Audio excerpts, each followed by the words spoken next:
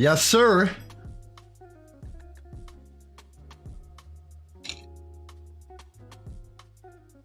News coming in 8 minutes from now. All right. Drinking my tea as usual. Looking for some beautiful setups. I mean, life is good. Life is good. Hope you guys are all doing well.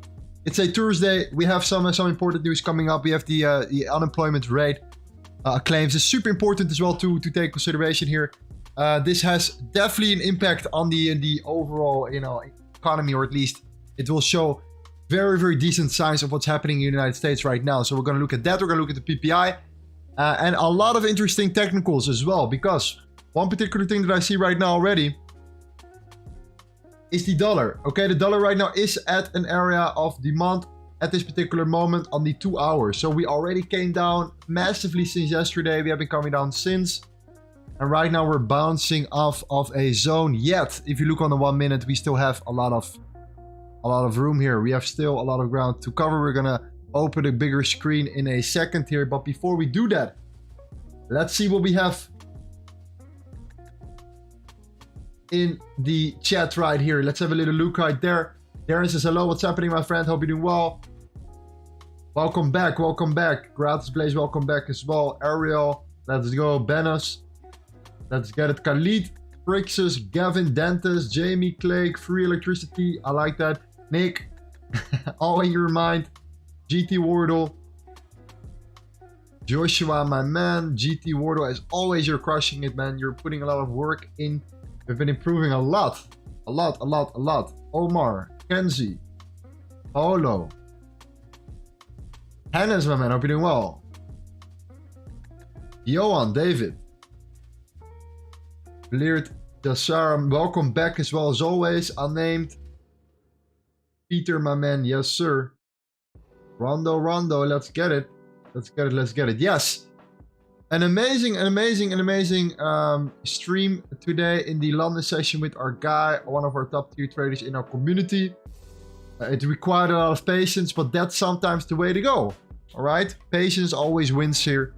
Same for our streams as well. Always good to be patient, to wait for the best possible setups, provide you with the highest possible probabilities. All right, which can directly or indirectly turn into some nice profits. So very beautiful on the session.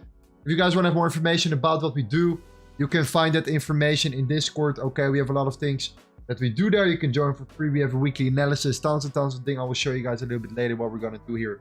Well, let's dive into the dollar right now at the moment. I forgot to clap. Thank you anyway. Okay. Let's have a look at the dollar. Okay, we have news coming in like 5 minutes from now. If you look here, we have the initial jobless claims and the PPI coming in 3 minutes, roughly 4 minutes from now. Okay, we're gonna find out what's gonna happen here. But looking at the chart here, I mean, I would not be surprised if it's bearish whatsoever, right?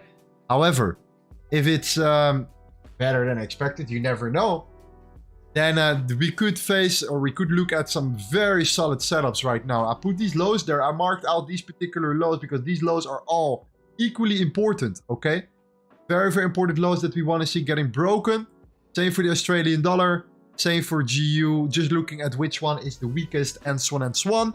And then also we have the US dollar against the Canadian dollar, which is a little bit of a different story, which I think could potentially bounce, okay? So this is also something that I'm looking for right now, based on these particular, moves in the market. We have been beautifully bouncing off of this zone.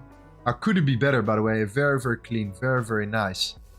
So yes, US dollar, Canadian dollar is already rising at a particular moment. The dollar is not particularly strong at the moment either. So what's happening here is that the Canadian dollar is actually very weak at this particular moment. Let's go to the Canadian dollar also real quick here. And then let's just wait for the news to see what the news will bring. Yes. Okay, Canadian dollar is coming down. It's filling up the gap here. That's why US dollar, Canadian dollar is still, coming up right now. Okay, let's head back to all the dollar pairs for a second here. And let's see what's going on there. All right, so we have this low. It's an important low on the lower time frame. This particular low is also quite interesting. Looking on the 5 minute though right now at the beginning, I think this is the most important to take consideration here. The euro, yeah, very, very textbook as well. Could easily be bearish news, right, guys? It's not looking good for the dollar. However, let's just wait and see, okay? What we do, we trading the anticipation of the news. We do not trade directly the news. Same as yesterday. That's how we had our trade yesterday as well. I'm making sure, that's what I need to figure out right now. Let me make sure that this is the case.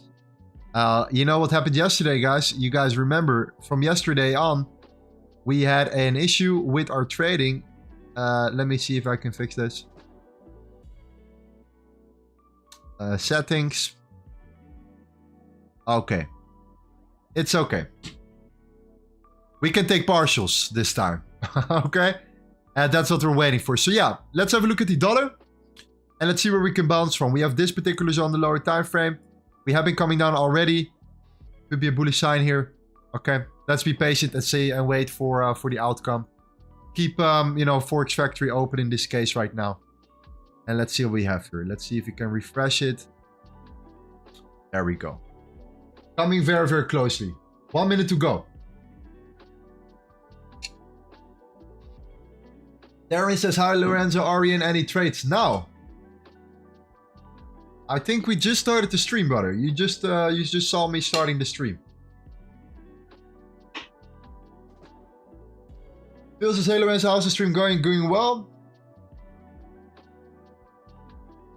Doing well, doing well. Yes, sir. Let's wait for the dollar index right now to make, or the dollar news here, and then based on that we make a decision right here. A little bit for DPI right there. Beautiful.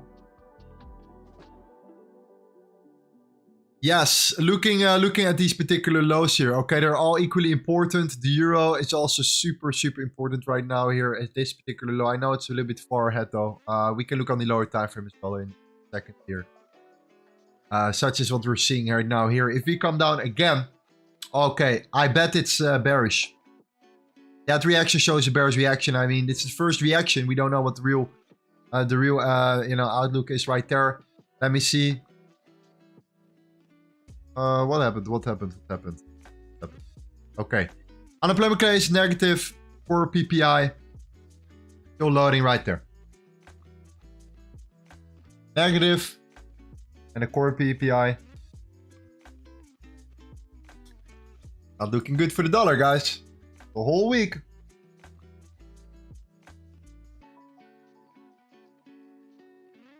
A 1 minute lagging time here. Okay. Minus 0.5% here.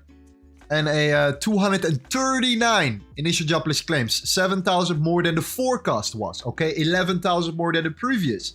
That means more people are losing their jobs. Okay, more people are able to work, yet they do not have a job right now at the moment. Okay, it's calculated based on the people that are working or that are active in the labor force, yet they don't have a job at the moment. It's growing. It's growing. It's not a good sign for the dollar and the economy in the United States at the moment here. Okay, this is going to negatively impact the dollar, so forget about all of this stuff here. Even though we were bouncing from it initially, we have broken the low right now. Let's see what's going on here. That means that all the pairs that we're looking at are just shooting up one more time, as always, or since a very, very long time. If you look on the weekly candle here, look at that.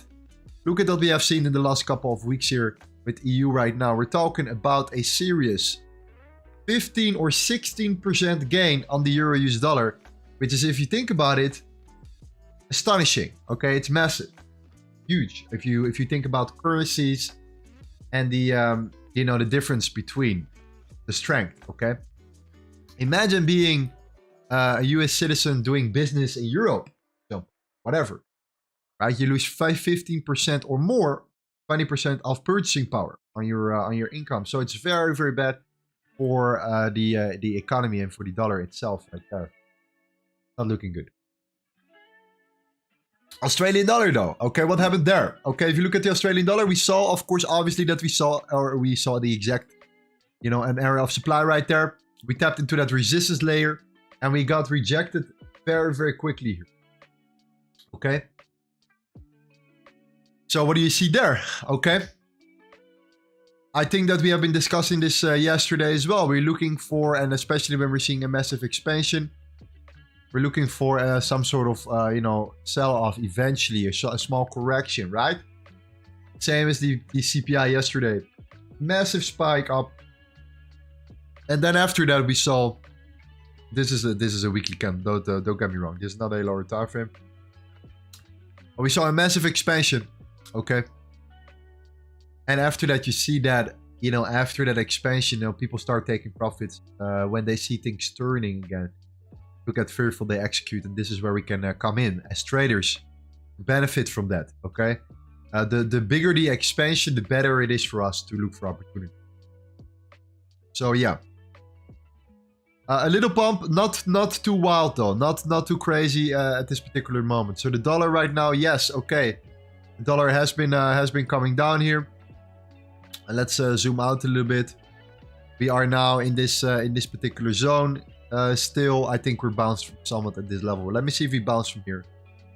What's going on here? No, I think we already went through it already completely. Did we broke that low? That's the most important thing that I would like to know right now. Did we broke that low? Oh no, we didn't broke that low yet. Oh, okay, we're still above that zone. All right, we're still in this level. It's always important to look where are we bouncing from. What particular candle structure is that? And I see right here on the 1 hourly that we are bouncing from a zone. That's right there. Overall, it's still just the higher time frame setup that we have been bouncing from. Regardless here, if you look at on the daily level, we have the daily block right here. Okay, this is always an important level to take in consideration on the daily. We have been tapping into that once, and after that we saw that massive pump upwards. Now you see it coming back towards the level again, testing that new zone here. So yeah, it's just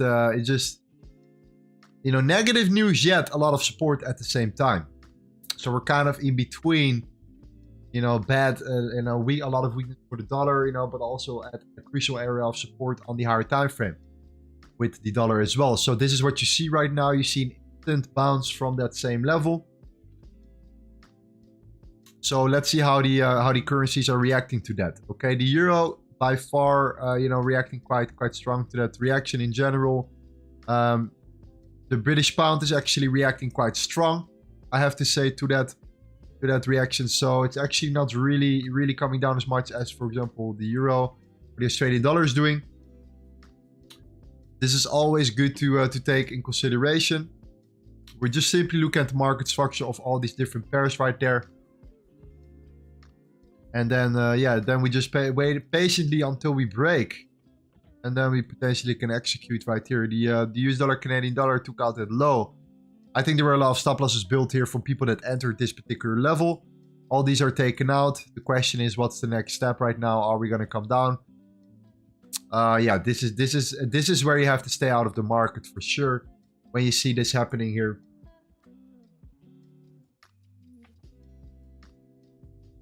Okay, this is where you have to stay out of the market. If you see this happening in the market, then you have to stay out. You have to wait for more stable price action. And this is, of course, the US dollar against the Canadian dollar. All right, so yeah, wait patiently. And we will have our trade as always. All right.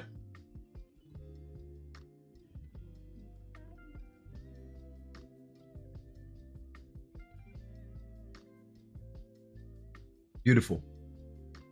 The BOE speech, yes, we have that coming. The Bank of England is gonna give a speech indeed very, very soon. I'm very, very curious how this will affect the British pound here. Very, very important. We know that the inflation is still way, way, way, way too high in the United Kingdom. And even yesterday with the CPI, guys, it may seem it's coming down, but it's not for food and energy prices, okay? The inflation for food and energy prices actually went up, which is sitting around a 5.5%. So, yeah, take that in consideration.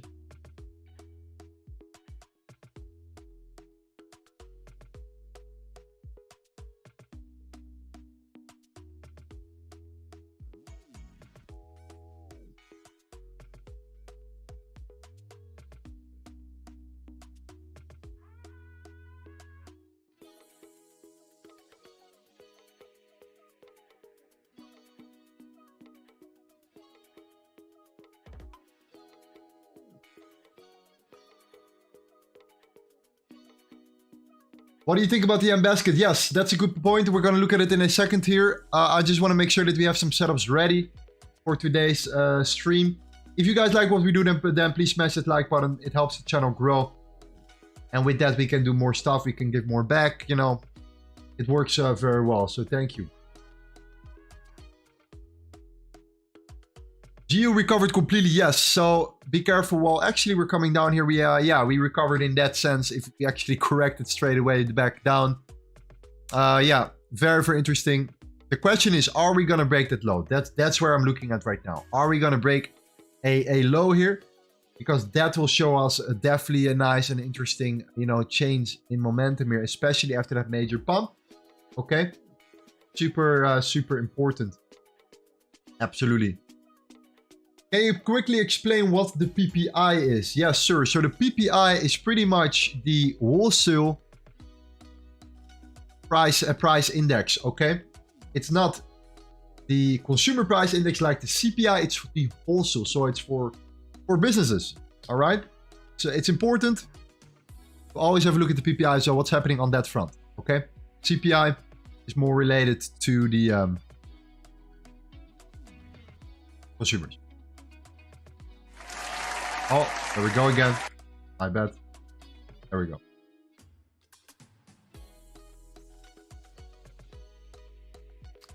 All right, dollar. There we go. We seen that bounce. Can we break above? Can we show us a change in strength or in character as well? This is going to help us a lot with making decisions for today. Super important.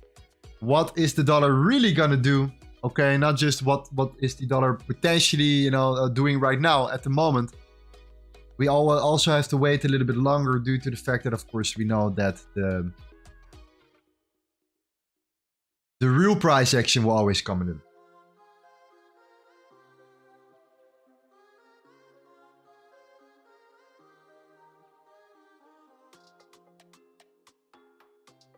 GJ coming down very, very hard. Okay, this is interesting. This is interesting. This is for a particular reason. You can see that this massive expansion is definitely not just coming out of nowhere. We saw a rejection on a daily level. Okay, that's why it was such a massive expansion just now. We spotted that quickly yesterday. We had the GJ trade. Indeed, we had the euro-US-dollar trade. GJ is doing quite the same thing. So I know this pair relatively well. And it's usually moving in the same... Yeah, the same... Yeah, it has the same features. So very, very interesting. Let's see what the yen is doing at the moment here.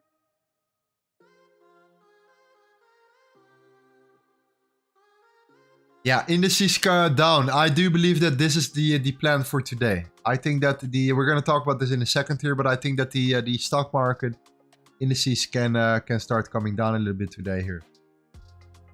Yeah, we're bouncing also with the yen basket right now. Quite strongly, have broken multiple highs here. This is a very, very good sign here. One high here, one high there. The yen is breaking through here. Okay, this is good to know. Super important, regardless of what the dollar is doing as well. So that's another sign. Australian dollar is still trying to come down a little bit here. We have this particular low. Very, very interesting here. Then we have the euro against the British. Okay, euro. Wow. Okay, I would not have shorted this one due to these highs right there. But look at that massive reaction. Okay. There we go. Look at GJ, guys. Look at GJ. GJ is making major moves here, okay? And this is a huge level. Super important level to take consideration. Even though, for me, this is just going to be supply and demand. All right? And the reason why is because what do I want to see here? I just want to break this low here. Okay? And then I would just look into a trade setup like this. Right?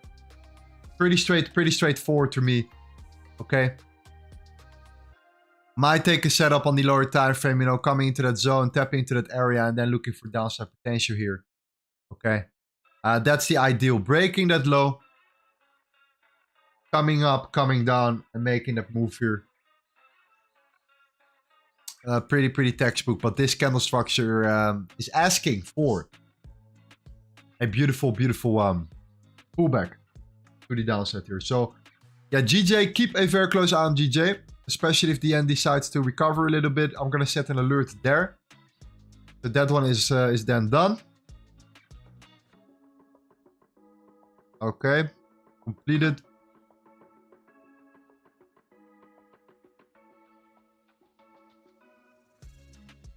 Watching from Kenya and trading as we speak. Kindly set a 100 pip trade sig.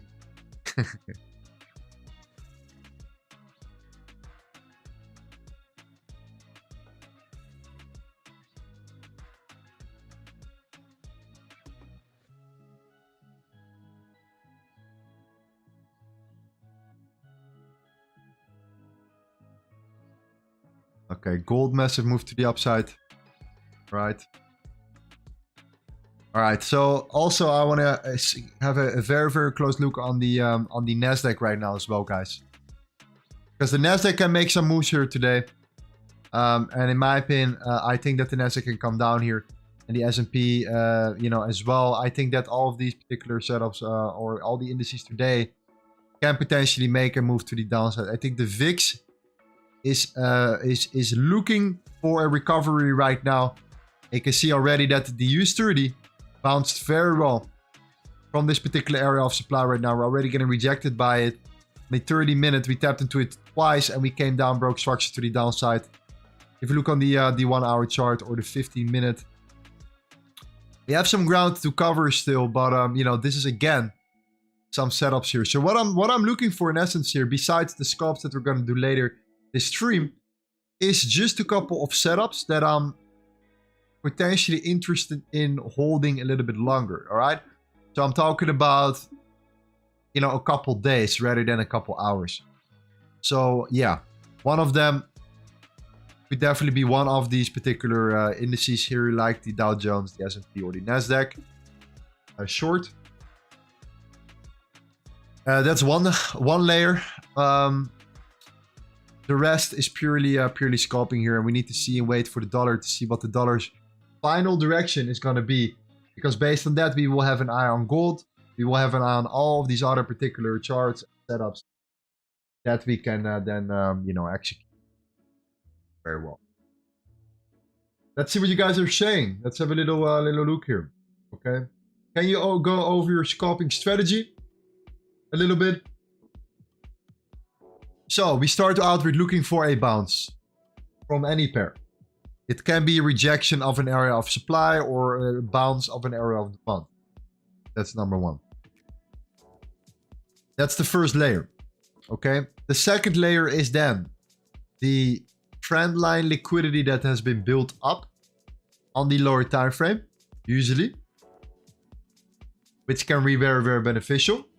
Why? Because we know that there are a lot of stop losses underneath it. So after rejection, you see trend line liquidity getting built. Then after the trend line liquidity is built, you see that you start creating very clear higher highs and higher lows if you go for a short, and you know, lower highs and lower lows, right? So whenever you see a very clear, let's say, higher low and then higher high, and the higher high then gets rejected and then breaks the higher low, which can cause or can be called a change of character, we actually can enter it right away, or at least after a candle closure. We then take it down, stop loss above the previous high, coming back down, and then we look at the correlation. For example, the dollar index, the Japanese yen basket, whatever it is, to then look for the alignment with these particular that particular setup. So you see the trend line liquidity, that rejection if we go for a short, we see that it broke that low. Then we look at the correlated indice, the currency indice right there, and we look if there is a synchronization. If that's the case, we take and execute our position. 75% win rate, roughly, if managed and executed well.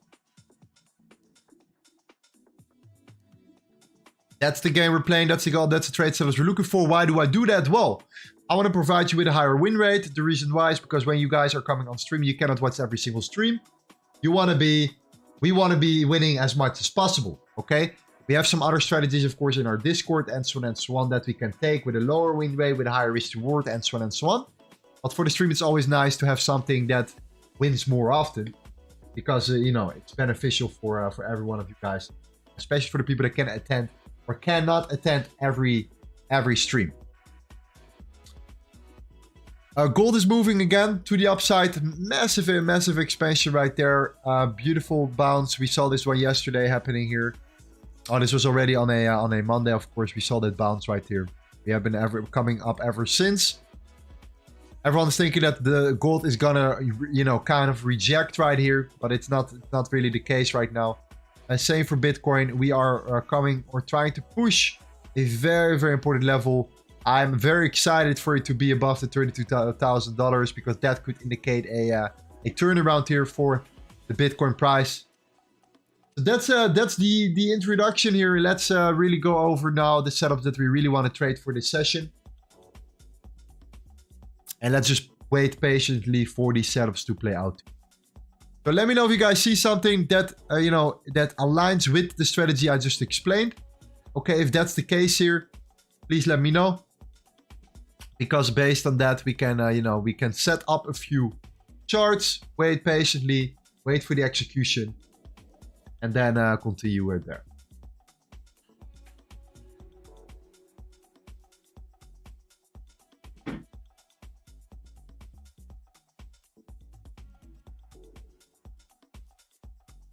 What do you think about the Swiss franc against the British pound against Swiss franc? Let's have a look here if we see something there. Yeah, on the higher time frame now, we're coming down heavily. We're almost in an important zone. Yeah, we need to wait for the Bank of England here to come out with their report or their statement. So until then, we are patiently waiting. What I do like a lot, wow, look at that. GJ is absolutely falling here. The yen is actually showing a lot of potential. Any recovery, short-term recovery for the yen is absolutely fantastic. I think this could be indicating a massive turnaround here.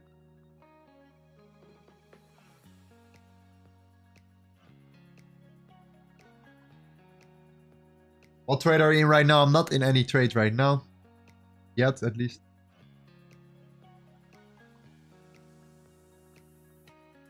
Otherwise, usually when we're in a trade, you see us holding the position. You see me not changing charts that much. You see me just waiting for that execution, because there are many other guys in the trade as well.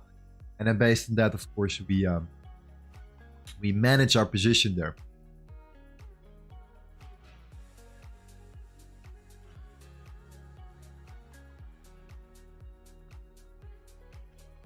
GJ closes a 30-minute candle in 8 minutes.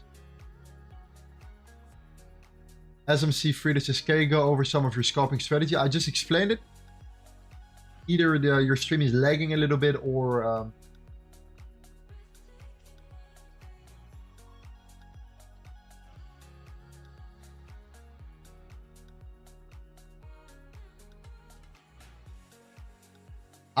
it says, does GJ turn bearish? Why? Because it's been bullish for so long.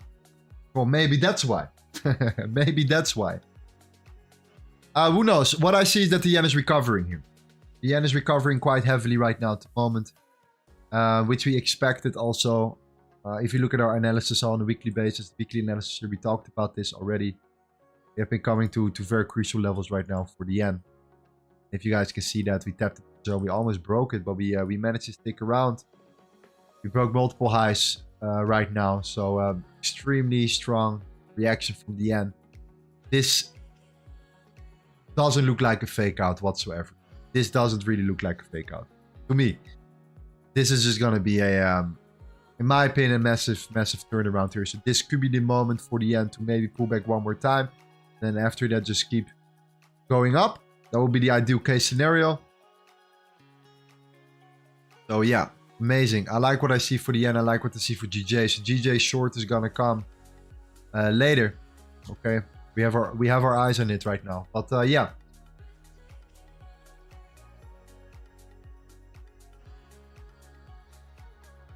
Let me set up here. I have some internet problems. Okay, no problem, man. Do you always use a stop loss? Absolutely. Always use a stop loss.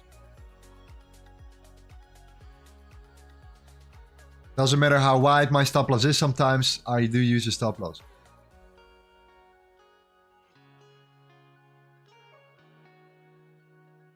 I live in a country where it's smart to put a stop loss, you know, if internet just turns out of nowhere, which tends to happen sometimes, then I'm not stuck in a position. So, you know, do take that, yeah. It's important to secure myself that way. Okay, I like the US dollar, Canadian dollar. If it can break this high. Dollar is still coming down though, but you know, never say never. If you can break that high and the dollar breaks an internal high as well, the dollar, Canadian dollar is gonna be very interesting here. The Canadian dollar is gonna see some news as well here very, very soon. In like 5 minutes from now. Okay, and then we're gonna see some volatility here for the Canadian dollar, so this could be beneficial.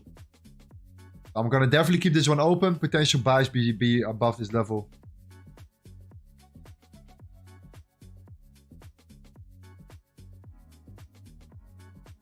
If the dollar aligns, otherwise not really. The dollar needs to create a higher high as well.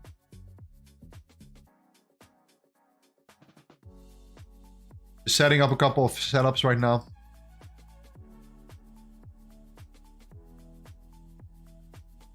This is one of them.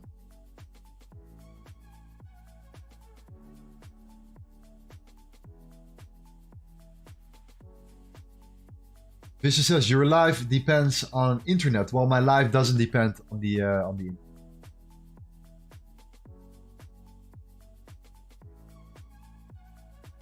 My life doesn't depend on the internet, but it's super beneficial. Yeah, I'm still waiting for that massive cyber attack one day. I'm preparing. Okay. Are you a funded trader? No. I'm not a funded trader.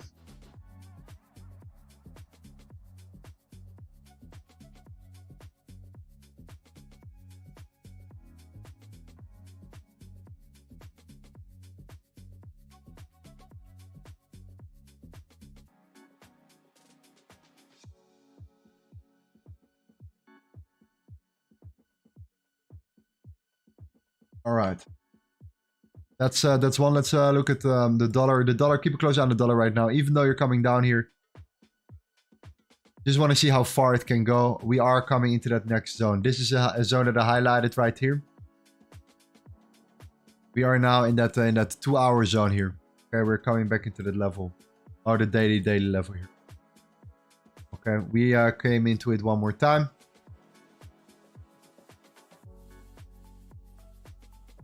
Yeah, I was actually like, you guys know that I live in Bali. I live on an island already for a while. And I was looking, man, and I was looking at the, I was looking at my bank account. And I was like, you know what? Of course, I'll make all my money in dollars, right? So all the money that I earn is in dollars, usually. So I was like, you know what? I was looking at the Indonesian rupiah. I was looking at the dollar. And I was looking like, what's going on right now? Like, I don't get it. And I was looking at the difference. I was looking at the chart of the dollar against the rupiah. Man. I was shocked. I was shocked. We're getting wrecked. We're absolutely getting wrecked here. So what used to be very beneficial living here, you know, in Asia and stuff, you know, is the other way. It's like, it's turning. It is turning. And, you know, it doesn't seem like a massive difference, but it really is a massive difference if you calculate it and you look at your spendings and what you actually need in terms of purchasing power. Not even talking about the you know, the inflation and stuff. Talking about the increase in strength of the rupiah itself.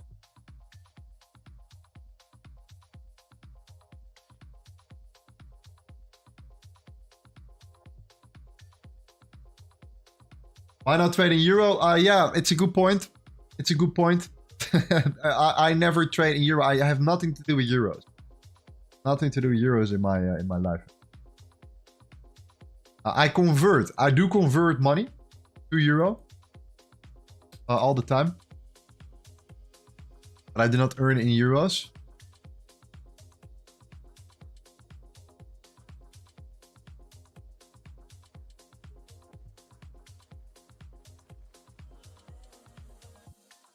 On your mind says gold new high. Okay.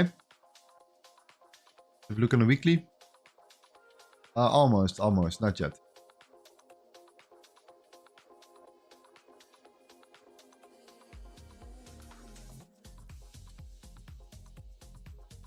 So what we're doing right now, we're setting our setups ready. And then based on that, we just let it run. So we wait. Our setups are ready, and then at that moment we execute. So we have one.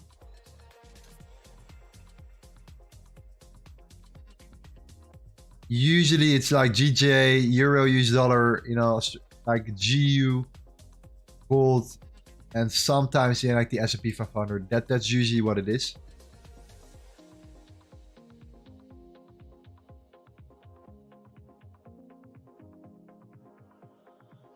That's usually what we're looking at.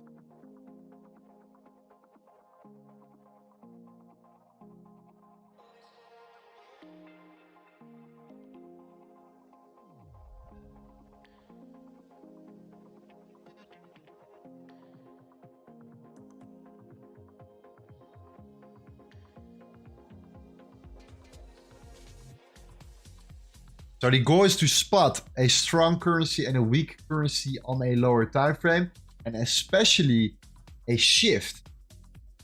So for example, you want to look for a currency that reacting to an area of support and bounces from it, while the other one is reacting from an area of resistance, and you're trying to time that correctly. And then you see, okay, boom, British pound is now in demand. Whatever. The Canadian dollar is in a supply. Okay, GBP cut. Long. That's what you're usually looking for. And it's actually very, very straightforward. Okay, you look at the Canadian dollar. You see the Canadian dollar is right now moving up. You see the British pound also moving up. So they're both pretty strong. Is it then smart to start looking at the GBP Canadian dollar? Well, if you look at the chart right now, let me show you how it's going to look like. What you're going to see then is usually a range, right? Just a range right here. Why? Well, both the Canadian dollar and the British pound are going up. So it's actually, you know, ranging because they're both equally strong. Okay, so that's not beneficial. That's not where we make our money.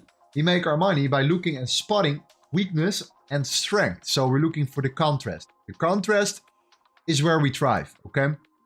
So if you look and go back to the currency indices, okay, let's look at another one. What does the Australian dollar do? Okay, Australian dollar strong. Okay. Euro is starting to lose strength. Yet it is strong, but it's not stronger than the Australian dollar at the moment. So I can already guarantee you right now on the lower time frame, Euro Australian dollar. Let's look at it for a second here. Will come down, right? There we go. Why is that? The Australian dollar looks stronger than the euro. All right, so I'm going to share with you again the currency indices right here. Look at it. Because now, from now on, you don't have to look at only your pair. You look at 3 or 2 other individual assets, but confirm the strength of that currency potential you would like to trade. And then with that, you can then identify the best possible setups and look for the most volatile or setups or the setups with the biggest contrast. So for example, the yen, massive expansion. The euro was also not really strong. It's looking okay, but it's not really strong. So what's happening? The euro against the yen will come down. If you time this correctly and you look for the shift in momentum, you catch your winning trades, okay? Then it's all about your strategy itself and your entries. Each one of you guys have a different strategy. But by looking at the correlations like that, you will find, or in my opinion, it's one of the best indicators you can actually use to look for potential pairs to trade. So again, one more time, let's go to the dollar. Dollar week. Okay. And which is good to know right now, okay? So what are we looking for? The dollar is like in contrast to a lot of other pairs at the moment. So what are you looking for? Well, let's say the dollar decides to bounce on the lower time frame, okay? It doesn't matter on the macro right now what's gonna go happen. Like the dollar is weak. We know that. We know there's a lot of negative news here. But every single moment you see the dollar bouncing here. And a bounce like that, or like that, or like that. Each bounce is enough for us to catch a beautiful trade. We have been doing this all the time on stream. Okay? So if we see and look for a bounce particularly, and we keep a close eye on the dollar and we go to the lower time frame, so not the 15 minute, but we go to like the 1 minute. Okay? And we're seeing the dollar bouncing and creating a higher high internally here. So let's say we are here and we're creating a higher high. We see, hey, the dollar is claiming territory back. Okay. If that's the case, which one of these is breaking a lower low at that particular moment? Is it the Australian dollar? No, the Australian dollar is still strong. Is it the British pound? No. Okay, which one is it? The Canadian dollar? No. The yen? No. Okay. And you look for the one that does. And that's the moment for you to enter a position, because then you know if it breaks, then you know, okay, it's the Swiss franc. Then it's the US dollar against the Swiss franc long, because the Swiss franc broke structure to the downside. That's what we're looking for. So it's a patience game, but if we execute based on these correlations, we're seeing it happening. Usually it indicates high probability setups. Okay. That's what we're looking for.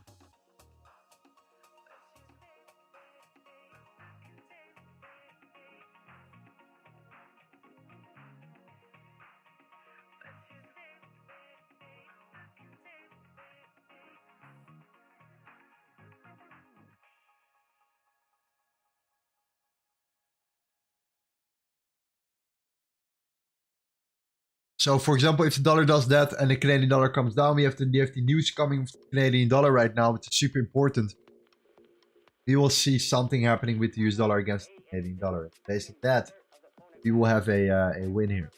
Sam says, waiting for today's trade. Anyone with a ready setup? Yeah, let me know if you guys see ready setup. I personally are waiting for a setup to play out here. Yeah, we can force setups right now. Usually when people asking for setups,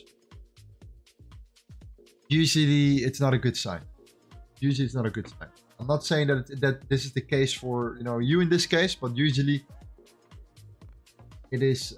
It's not a good sign because of the inflation. Sometimes you force setups,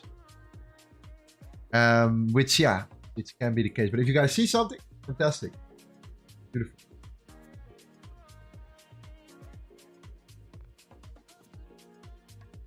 Albert says, I like Australian dollar, US dollar the most.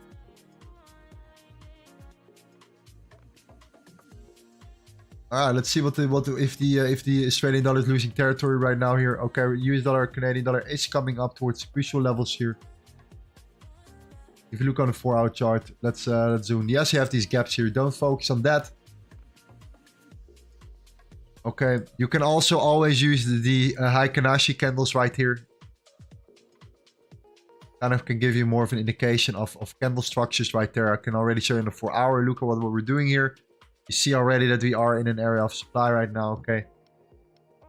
Can also be beneficial if you want to help some help. But this is more on the macro side. On the lower time frame, you don't really need to. On the lower time frame, what you need to look for is candle structures right here. Or line structures. You want to break particular lows that are important.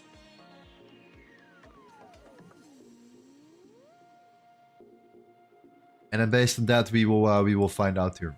Okay. So Australian dollar, US dollar. Let's have a look at it.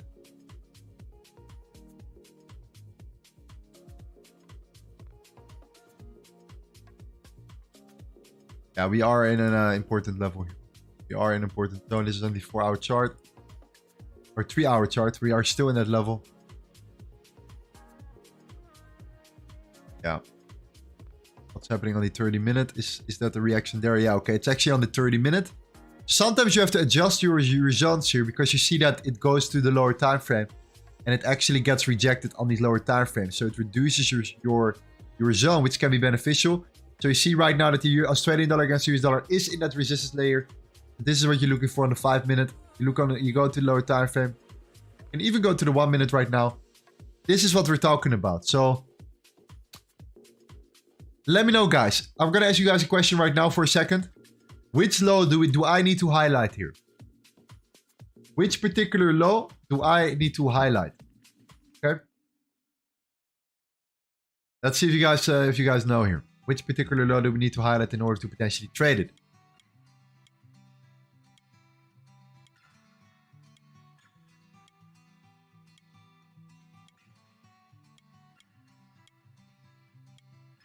I keep repeating it because it's so important, all right?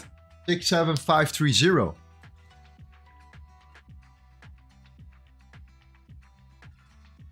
Yeah. It's this one right there. Why this one?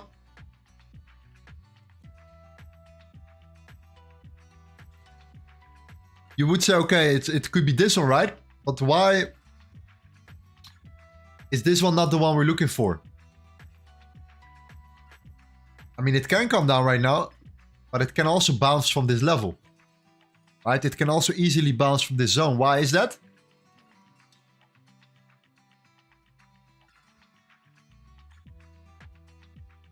Because this zone created that high right here, right? So this high right now is the high that has not been broken yet. So if we create a higher high and then a lower high, a lower low, then it's a different story, because then this low is the low to break. That's not the case right now. Okay, it's this low that we need to break. Because imagine going short here, right in this area of the month right now. Right there. But that needs to be broken. After that, we are in an interesting area right here. So that's definitely the level we're looking for. You can see it on the 2 hour as well, or 2 minute. The dollar is breaking that high. This is what I'm talking about right now. Okay, the dollar is breaking that momentum here. You see that is happening at the moment. The dollar is coming up. We're trying to push up here a little bit after obviously that massive run that we've seen there. Let's see if we can zoom out a little bit here. Where did we eventually bounce from? Well, we bounced internally still in this zone here. Ah, wow, look at that structure. Look at that smaller candle here. Look at this 3 hour candle structure right there. Look at that particular level. We take it from the wick to the wick and look how we bounce from it. That's what you want to see right here. Oh, we didn't bounce from it yet completely here. Okay. Good to know that we still have that zone there. Australian dollar. Trying to come down. In this case, on the lines here, you see that this low broke that high. So we created that high right now. We're trying to push down and close below here. So Australian dollar against US dollar could indeed be could indeed be a trading setup that is interesting here. British pound as well, by the way. The British pound also reacting quite heavily, I have to say here. Also, let's have a look at GU and let's compare both of them. Okay, no.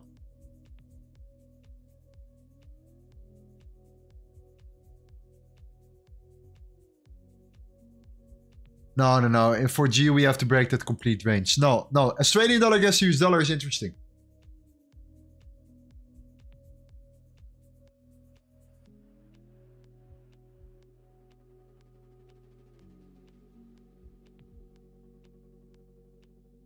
What about US oil? So we have a look at the Australian dollar, US dollar right now, though. We're going to focus on this one for a second here.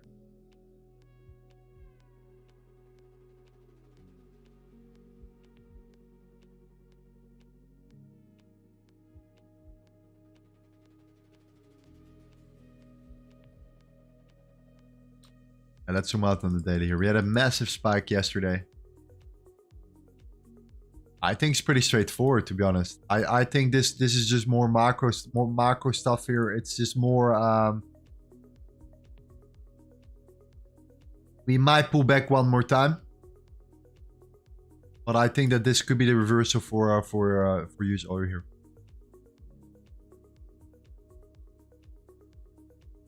And that has been after a very long period of time. So we're talking 285 days before that turnaround. So almost. Yeah, like around, 9 months of downside momentum here. So, might seeing a turnaround here. My opinion is just to look at it and trade it on the macros. If you're looking for swing trades, potentially. Same for natural gas, by the way. Yeah, we're not there yet. We're not there yet with natural gas. But yeah. Looking interesting. And this is what I mean. So right now, look at this low. We have been holding in this particular structure right here, okay? This low has been holding right now. That's why we need to break it. And then we can say, okay, potential shorts below this level.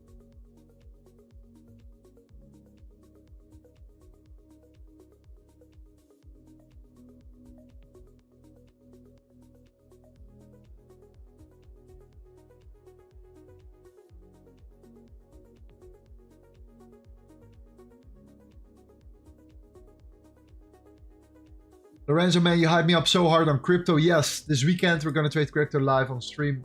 The market will be better. The volume will be better. You know, last week it was Easter. It was a great time to explain the strategy. But no, it's going to be amazing. Lorenzo, you're still releasing the swing trading strategy on YouTube? Yes. But it's pretty straightforward. Nothing special. Supply and demand on the hard time. Basically. But yeah. We can still we can explain it.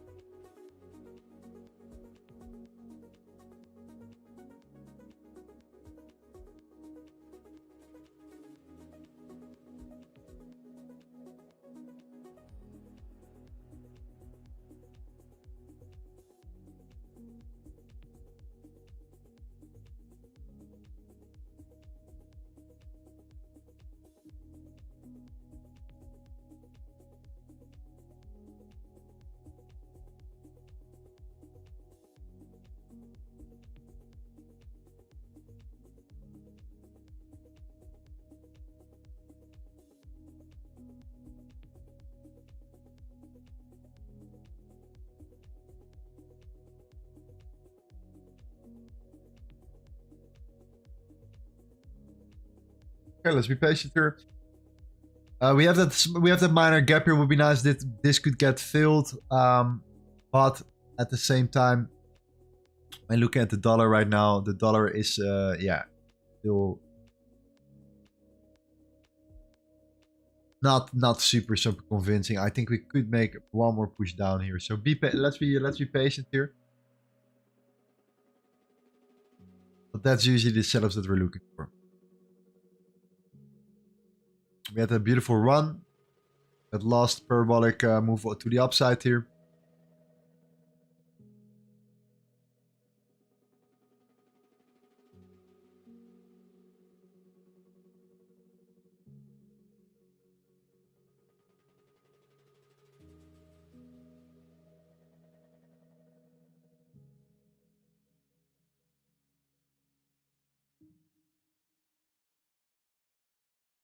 That's interesting. Look at that. The London low has not been, or the London and Asian lows has not been taken out here on a Tuesday.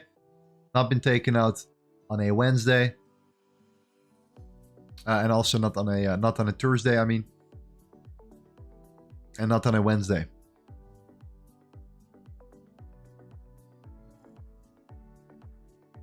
So this is the Thursday, potentially, yeah, looking forward to see if it can reverse tonight. All right. A little bit.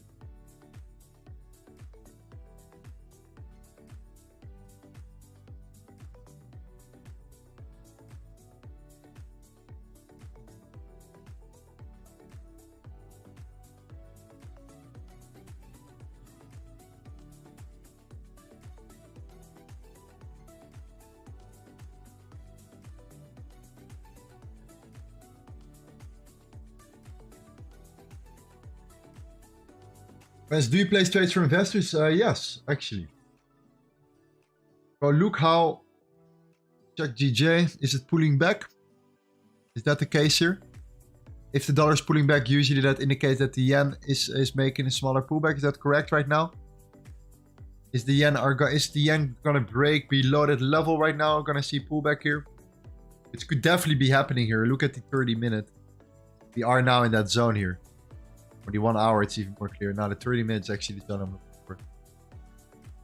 Yeah, we have that important level, that important area of resistance right there. So we're not there yet completely, but yeah, we're almost there. If we break that low, we could see GJ turning a little bit.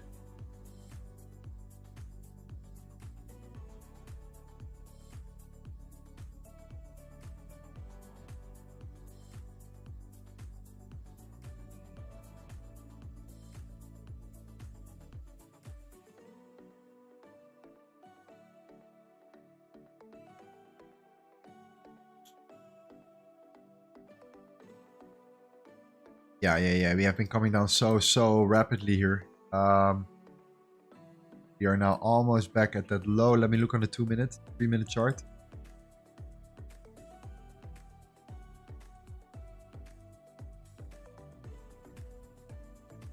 On the 5-minute. Let's keep it on the 5-minute here. Okay, yes, we're coming now to that zone. We are now in an important level here. Okay, let's see how we react from that level.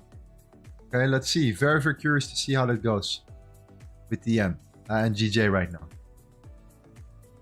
So we have the dollar here, we have the Australian dollar, here, the dollar there, the yen here, and GJ here.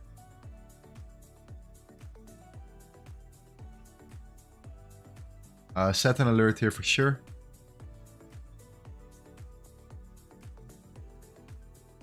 Okay. All right.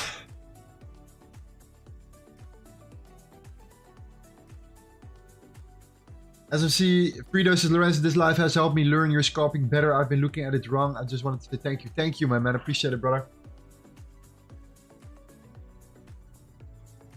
What is the process for you to place trades on my behalf?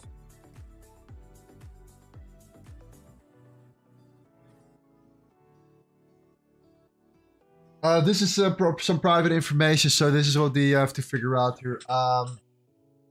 Yeah, we are. Yeah, I cannot share too much on YouTube about it.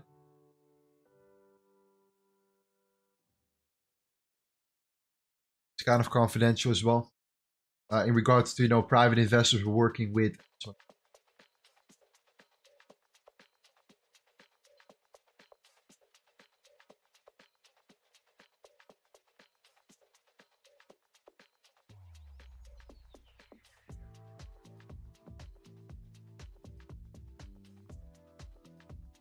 Okay, so yeah, this is what we're looking for right now. We have just our setups ready. Okay.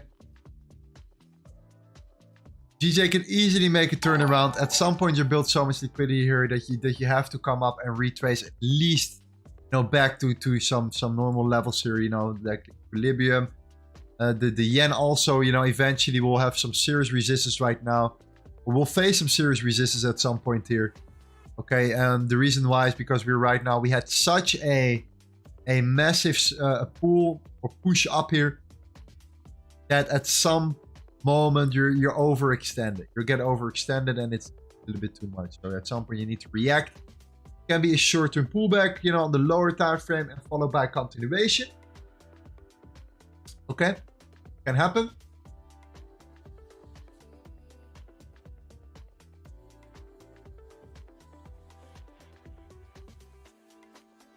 Lorenzo, what time is the crypto session this weekend? It's 8 a.m. UTC -4, so New York, the usual New York open.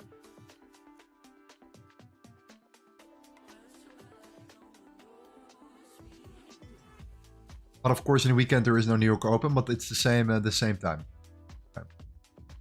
So the yen is now in that zone here. So keep a very close eye on it right now. It's super important to see how we react, because if you create a lower low, we might see a short-term pullback.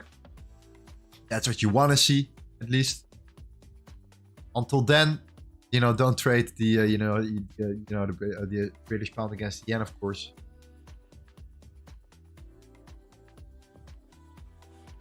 Or any of these other pairs here.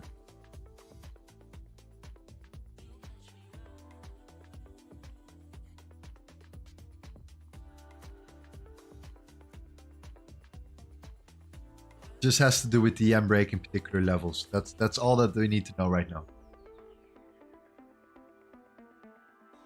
Doesn't matter when or where it is, as long as we at some point create a lower low. which we haven't done since that massive expansion. So even not on the 1 minute or anything like that here. So whenever that happens, that could be the first signal of a potential, change here. So keep a very, very close eye on it. We have an alert set, so if that happens, you will see GJ immediately recovering. And that could be a quick recovery, okay?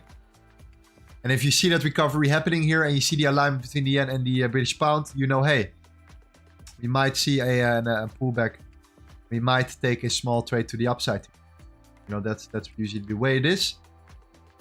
But we need to break that high that created that low, that put in that low. Otherwise, it's kind of irrelevant for us. Dollar is consolidating here.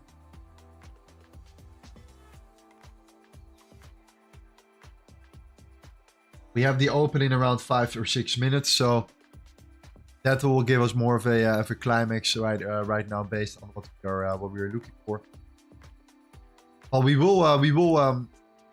will catch one.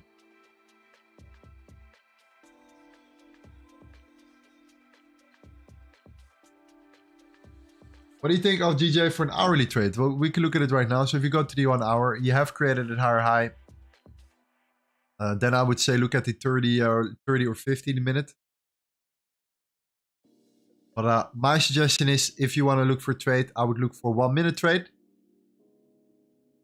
Look for the internal structures on a 1 minute. And if that's the bottom in the short term, you might be able to put it off and hold your position a little bit longer.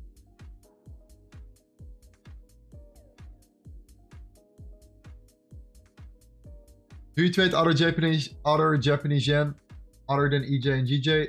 Yes. We trade many other pairs. We trade where the money's at and where the strategy aligns. Okay, there we go. Let's go. Some volume. That's what we want to see right now. We want to see the yen break in this level. The dollar is not doing much at the moment here.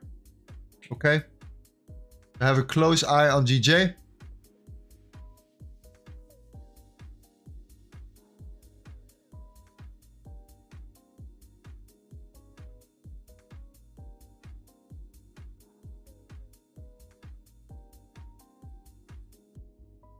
Okay, the yen needs to break that low. GJ is looking like it's trying to recover a little bit here. Let's go to look quickly at the other ones. Australian dollar against the Japanese yen is not looking good. The euro against the yen is looking good. Look at that reaction. Look at the difference between that and the British pound, by the way. Always good to check the other ones real quick as well. Yeah, the euro against the yen is breaking that level now at this particular moment. It's showing a better recovery here. If you look at GJ, we are not there yet. So euro is definitely the one right now. Okay, so let's look at the yen. The yen basket needs to break that low. That's a confluence we have to wait for. So let's go to the euro against the Japanese yen. Finally, a higher high. Has been a long time.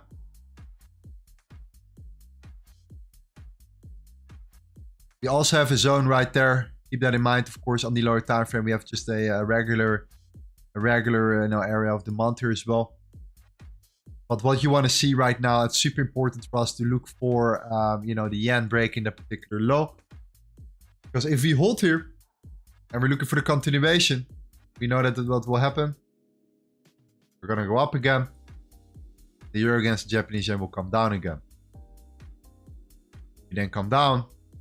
We create a lower low. Yeah, then we probably will get stopped out. That's what we need to see, this low getting broken. Because it will increase our chance of succeeding them.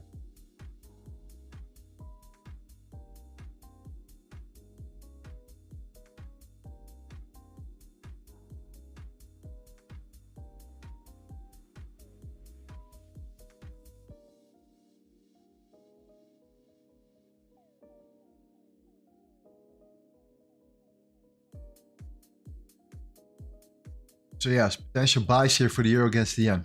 Very super. Okay, the yen is coming down.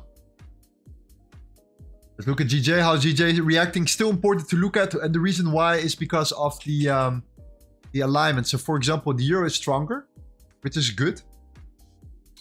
This is what we want to see. But if the timing is not correct, you know, sometimes you miss out on that one as well here. So yeah.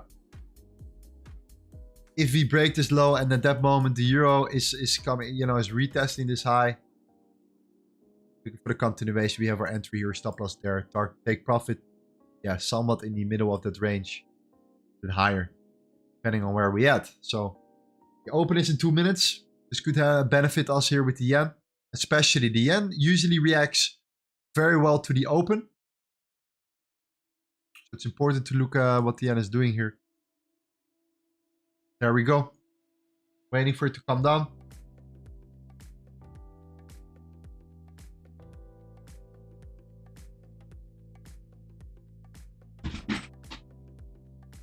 There we go. Dollar, not doing much here. So for now, the Australian dollar against US dollar is not what we're looking for. We look at the yen basket.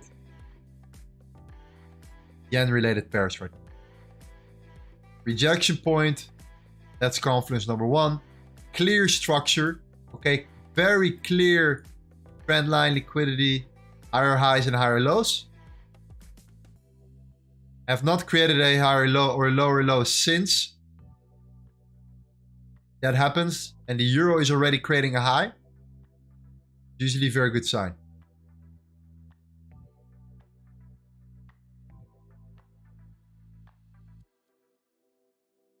One minute. There we go. It's starting to look very, very good. Just need to see that last push for the yen. Breaking that level, closing below. Then the euro against the yen will probably come back down a little bit here. Does every currency have an index basket? Yes.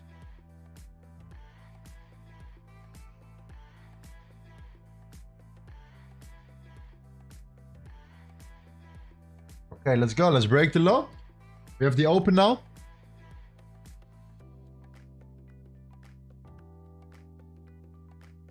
You can either, yeah, there are 2 different ways you can look at it. You can look for an, you know, more of an, you know, yeah, an area of supply. You enter here. But what you see a lot is that you bounce from this low. That's why I tend to look at these particular zones and then on the 5 minute, kind of see where we had. And this is a significant expansion to the downside. So yeah. Okay, the yen is breaking.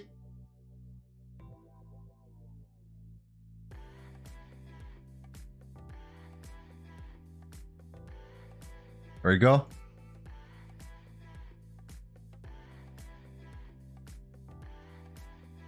Yeah, that the equilibrium is always a good target.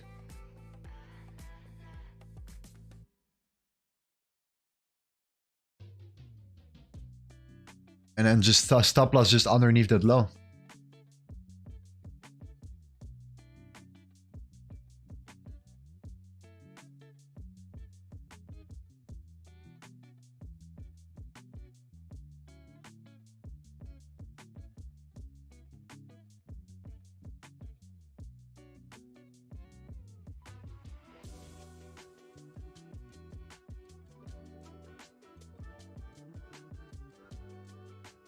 Yen is still balancing off of that level. So we have not that confirmation yet. We just had that wick. We just wicked through that low.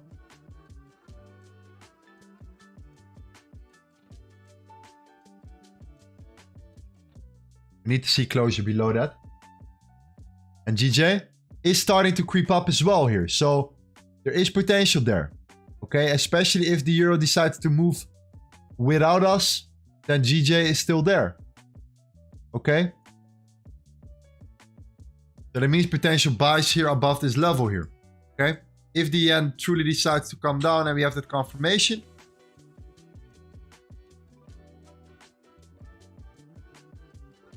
Then it could be that GJ is then the one that aligns and synchronizes with our setup. Okay? Let me set an alert here as well. Because the yen is definitely looking ready to come down a little bit here. After a long period of time, we have been coming up so drastically. But we have been building so much clear liquidity right now that at some point we will recover, come down, and then we decide if we can continue up or not. But then we already are out of our position here. So yeah, euro yen. You have this level, we got rejected there. The yen is still pushing, so that's why we wait for closures. Okay, not just for a wick. Super important. And you see exactly why.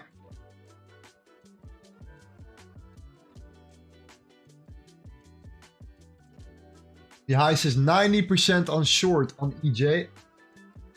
Well, that's interesting. On the retail sentiment, indeed. Okay, that's a good point to sometimes take consideration.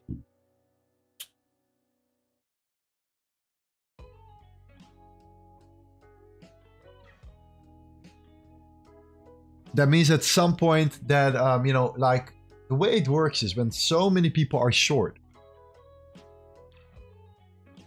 then at some point these people will take some profit. The question is, where are they taking profit? So maybe it's always good to think from this perspective as well, right? And I'm talking about a perspective where you can understand roughly where people could have entered a position and where then potentially people would have placed their stop losses on it or their take profits, right? Because if you can kind of understand, okay, maybe they entered here, the majority of people entered there, and they probably will take profit right there or right there. And you can take that in your bias, then it can definitely benefit you from it can give you an extra confidence. I think it's important to sometimes take consideration. But yeah, okay, we wanted to see a lower low. We wanted to see a closure below. We just literally wicked, and then we created a new high. So invalidated so far.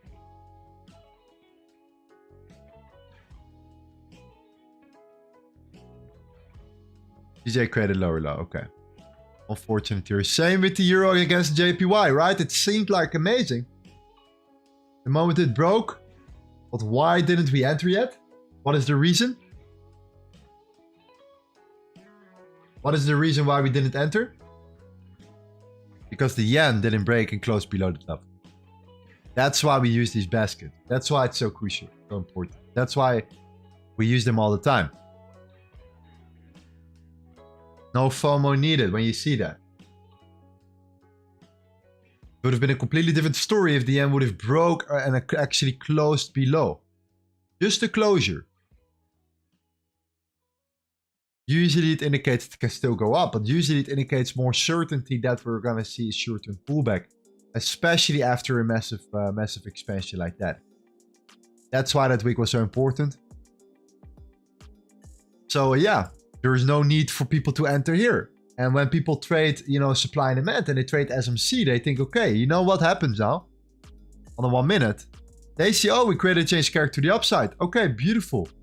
So I'm going to place a setup right there. Right, I'm going to place a long position right there. Right, that's usually the mindset. If you see that the yen is not following that bias, and it's creating a higher high,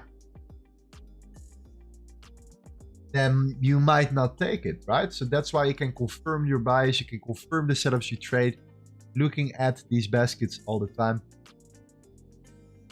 Cannot repeat it enough how powerful, how much it helped me personally when trading.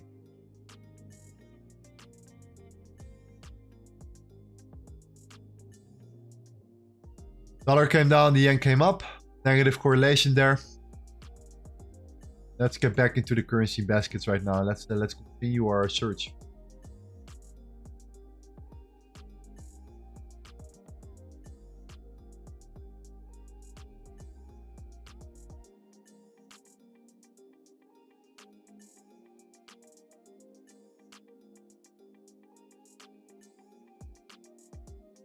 Feels that the euro. Okay, euro created a double top structure right now. Okay, let's see. Now we create a higher high. Okay, we have this euro level that needs to be broken. We're gonna set an alert there. Number one.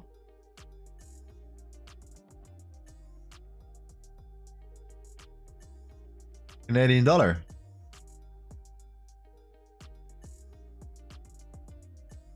Is the Canadian dollar ready to come down a little bit? Where are we at right now? Let's have a look. Yeah, we are in crucial levels right here.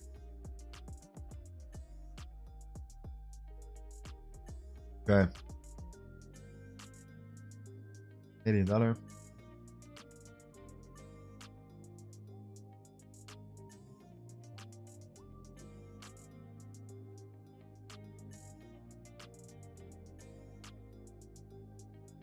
Okay.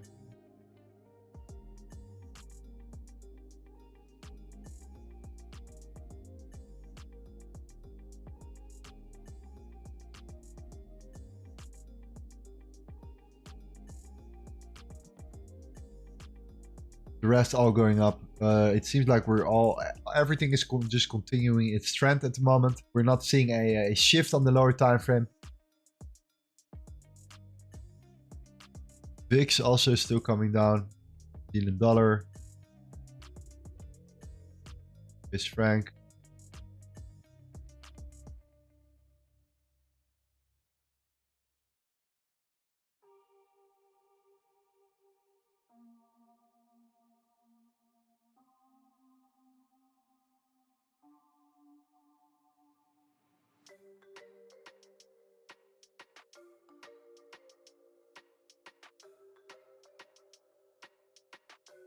Dollar is dying out, guys. The dollar is dying out right now.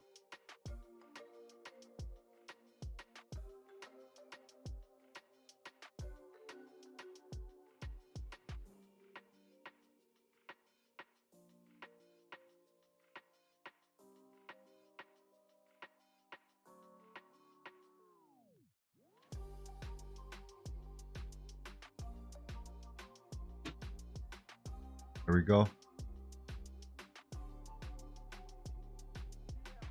I will be the first to notice whenever that will happen here, whenever we see that turnaround, because this is where our trades can come into play straight away. Because after a massive expansion, okay, for me usually it's not the moment to just look for the continuation straight away and enter right there. Okay, in the middle of an expansion, I personally prefer to then trade just the pullbacks, and then maybe after the pullback, you know, go long to look for the continuation, for example. That's usually what I want to do whenever I see more of a serious pullback, because then I know it makes more sense. It's more beneficial for me to enter a long if we look for the continuation of something, and not that minor pullback, you know, all the way up already. Then I just trade a pullback first and then maybe look for continuation. Nonetheless, today I wanted to convert some dollars into euros. It's a pain to watch. Yes, tell me about it. Yeah, no, 100%. I've seen it with my own eyes as well here. It is, you know, it's definitely interesting. And every single time here, we see, we think, okay, how far can we go? And every single time we go a little bit lower. But at some point we're gonna recover. Like still, I believe we are not done yet. What negatively moves Nasdaq? The VIX, the volatility index. Important.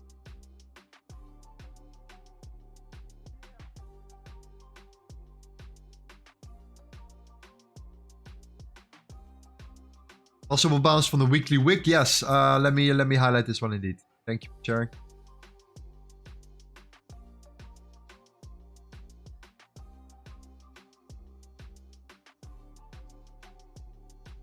I will highlight this one indeed.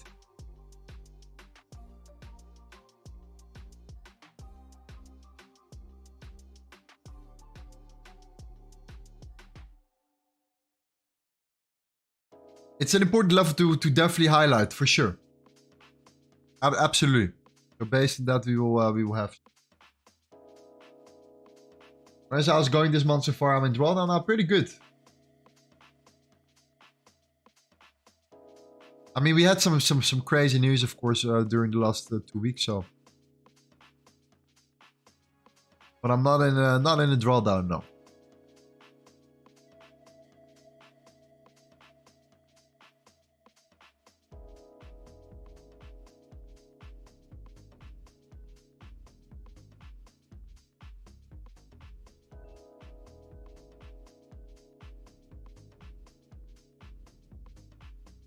Okay.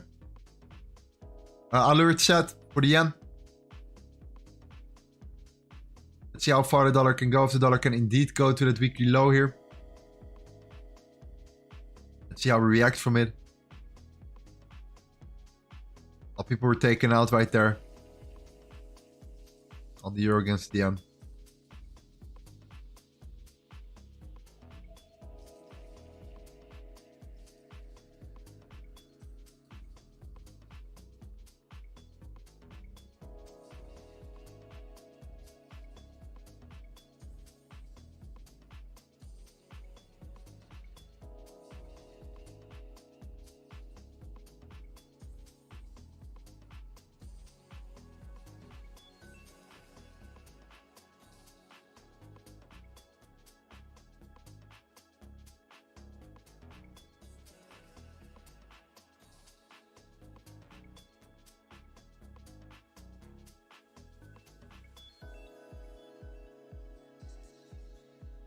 Okay.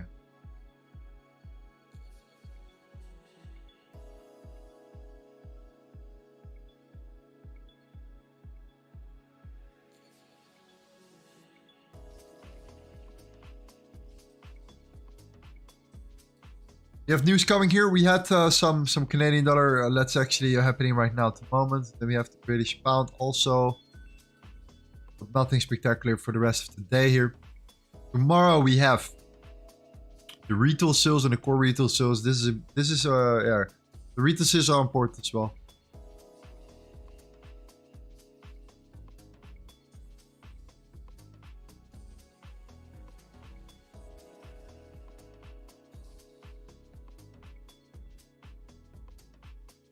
What do you think about gold on the 8-hour chart? So if you look at gold right now on the 8-hour chart, yeah, you can see that. What do I think on the 8-hour chart? Nothing specific on the 8-hour chart, to be honest. I don't see anything here that might intrigue me here. Not really, no.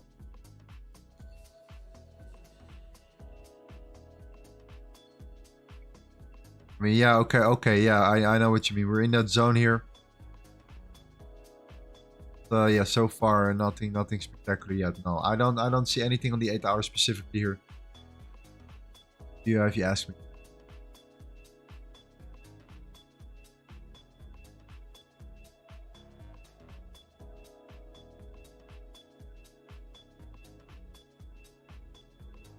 You could say that we are we had this zone on the 2-hour. Even then, no, I don't see anything specifically here. I think that gold right now, look at that. Like, look at what gold's doing. Like, gold created that like lower wick, took some of the liquidity, and then shoot up here. So we're not done yet. Not done yet for gold.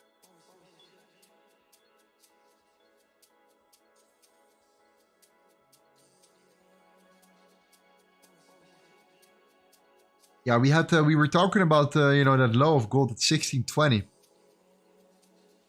Couple months ago, and now we already are back at the thousands range. So yeah, gold is performing very well. It makes a lot of sense.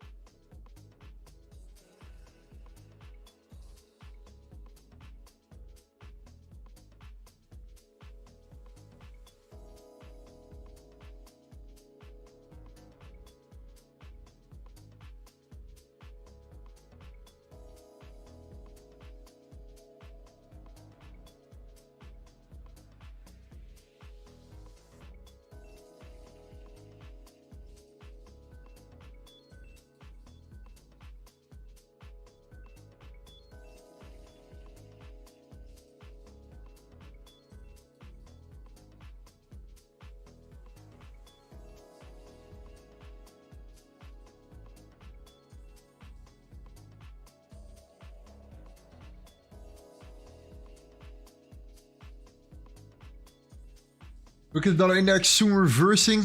If you look on the 4-hour chart, yeah, well, we are coming back to that. We're coming very, very close to that weekly level. So if we are there, then we might see indeed that bounce, and that could be the moment for us. So it requires for us to be slightly patient. I think we need to wait a couple more minutes here. And at the same time, when looking at, for example, the VIX as well here, you know, if you look on the 15-minute, we're still coming down a little bit right now at the moment. So yeah, the indices are so far still pushing, I assume. Yeah, absolutely. But we are coming to crucial levels right now. So 15-minute. Now coming to very, very crucial levels. So yeah. Talking about this particular level on the 5 minutes for the Nasdaq. Right there. Tapped into that zone, and we saw a small rejection already. That's the first sign. This one right here. In the size of candles right there are always these minor candles that you don't really see, but they're super, super important. Because look how it reacts. And look how it responds from that level. Slight and instant rejection here. Actually, this is looking very, very clean. I like it a lot. I like it a lot. Especially if you break. Let's go the 2-minute chart. Yeah, I think this is all in the 1 minute. Yeah, okay. You break and close below this low.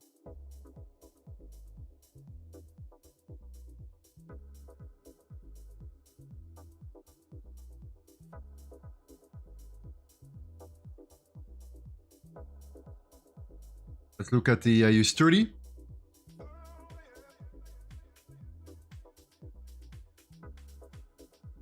Completely different chart. That's kind of interesting. Completely different chart.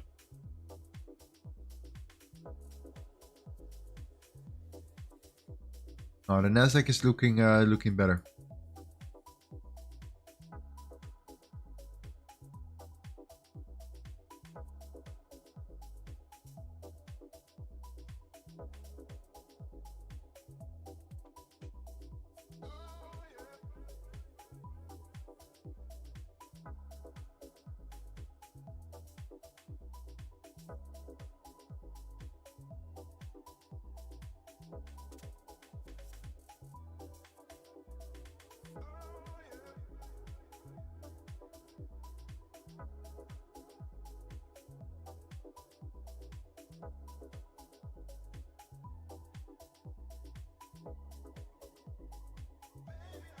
All right, let's see.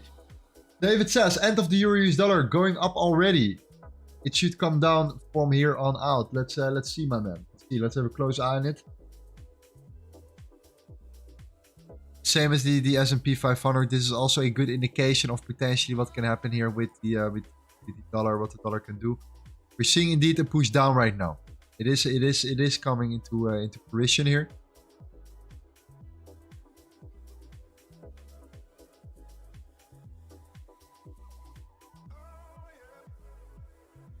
Yeah, we're seeing it happening here. Is it gonna see? Yeah, you see this happening on the dollar right now. Let's go to the 1 minute. The 3-minute chart. Let's clean it up a little bit more. Okay, this particular level.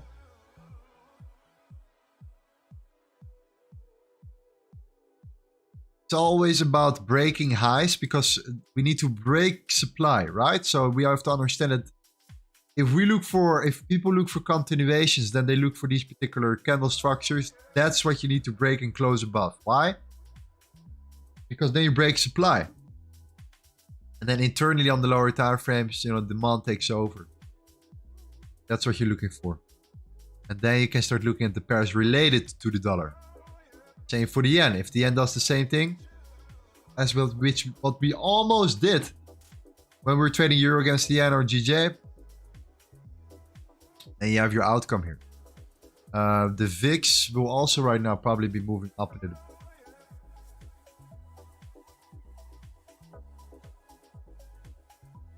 Yeah, okay, the last 3 minutes we saw a short bounce.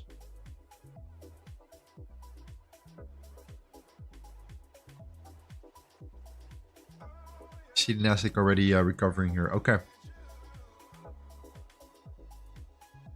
Gonna keep a close eye on the dollar. There we go, the dollar breaking that level. Look at the dollar related pairs. Which one is the most appealing? You have the euro against the dollar. There we go, looks better.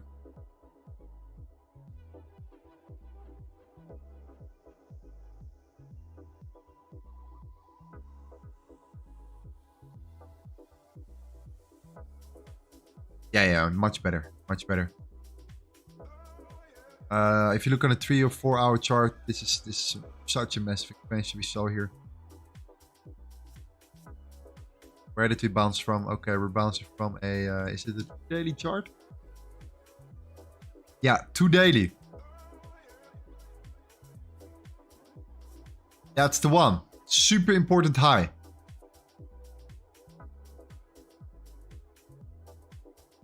An important high of a previous range here.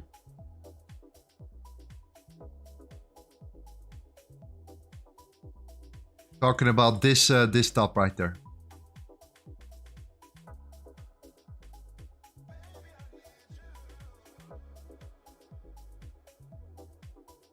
Overall, this is good if you break that low. Why is it good? Well, you have been creating higher highs all the time. So all the liquidity there on the lower time frame has been taken. There's nothing left behind here. If you break this low.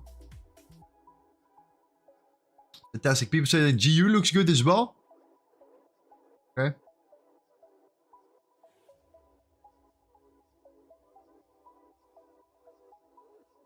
I think EU looks better.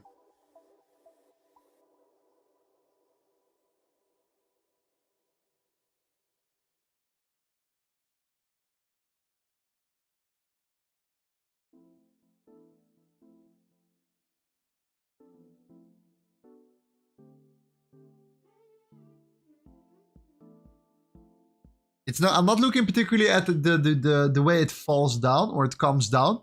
I'm talking about the structure itself.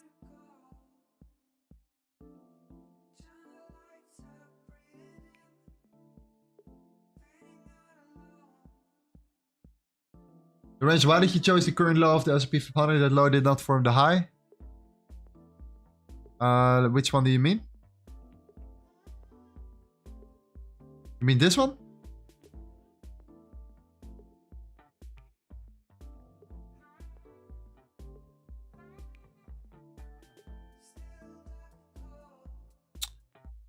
In this case, yeah, we're in a range, so it's really hard to say what's going on here.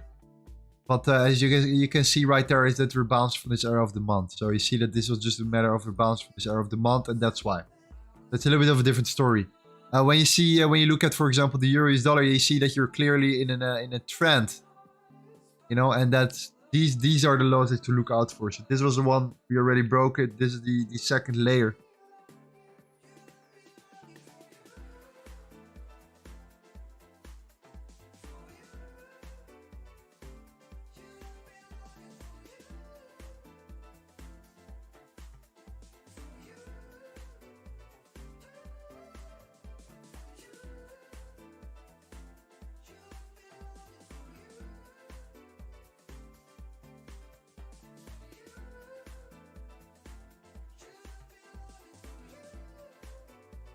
Okay. Yeah, I think we need to look at the euro and the Australian dollar is showing some potential, but I think the euro is where it's at. Just in terms of candle structure, we didn't close below it regardless, right? So.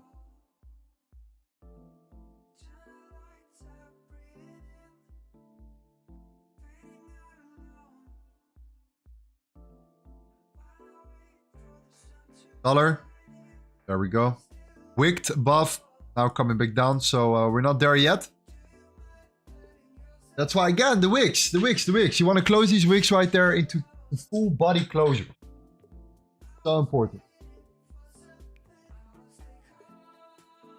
But it can happen that we just wick. We tap into that zone. We get respected and we move further up. So it's still possible.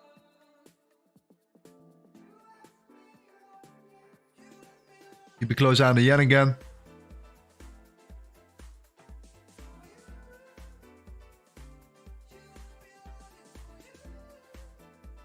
This is good though. This is what I like.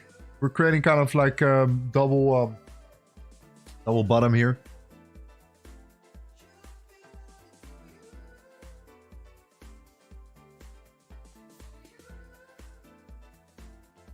So yeah, let's see what the dollar can do. If the dollar can handle it. If the dollar can actually respect this low. Bounce from it. If we can bounce from it, we can go up. We will have our double bottom. We go up there.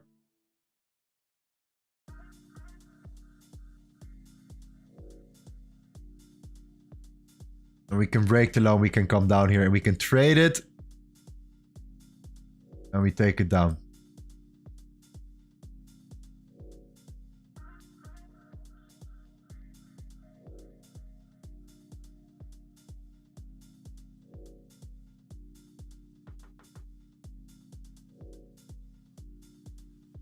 Come on, dollar. Yes, on the lower time frame.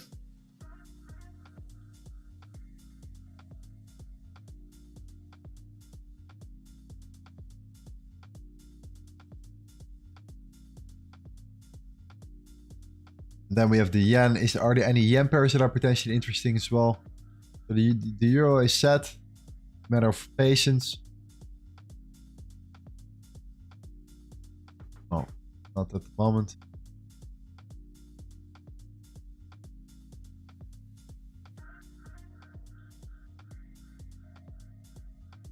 Not at the moment. Nasdaq is coming down, but if the VIX is not coming up, it might be a false break.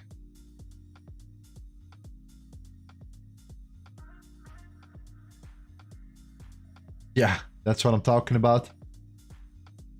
It came down. It seemed like it want to come down, and then boom. So false break. So wait for the dollar. Okay, wait for the dollar here.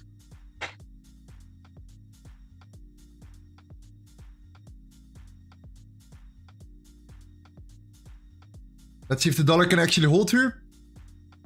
That's the case. Fantastic. Then we have the euro US dollar short. The reason why I don't choose GU is just because of the structure of the highs that are formed there on euro US dollar here.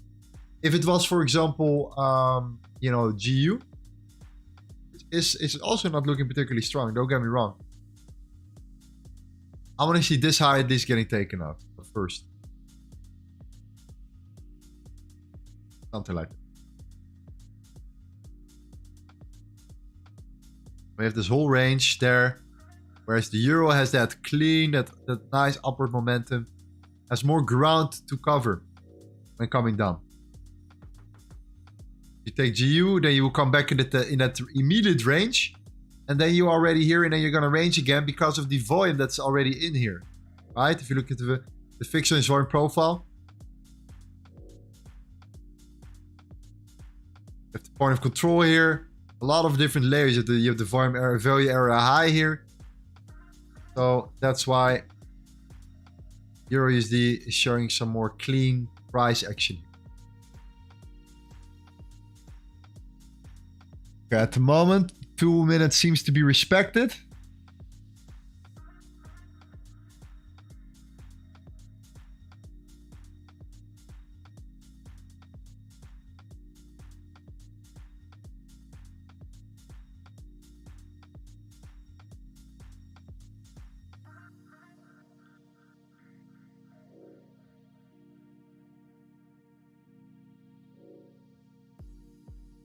Okay, dollar so far seems to be holding here, but we have not mitigated into it completely. We just have to fill up that small, we have filled up the small gap, which is good as well. So if we now make that push and we create a new higher high, then yeah, we're looking better. And then the euro will come down and we will enter our trade. Dollar needs to break and close above this level, which we're almost already there. So short potential EURUSD is coming very close.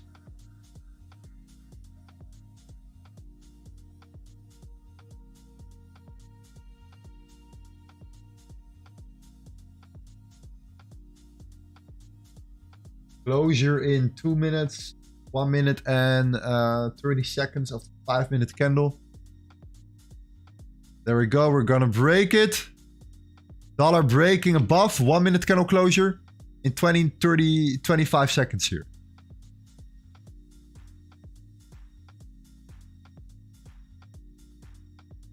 One minute and 2 minute candle closure in 15 seconds from now.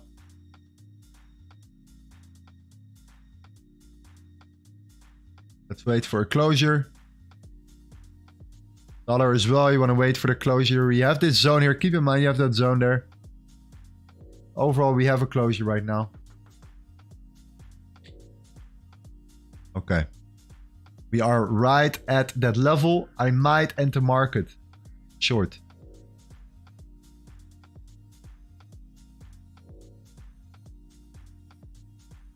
Done. Not the best entry, of course, market order in this case here, but the reason why I did it is because we have closed underneath.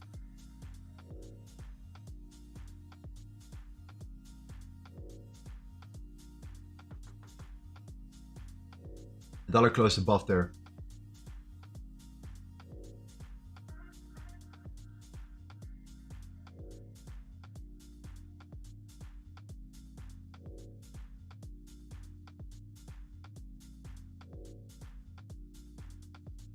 Stop loss is above that high.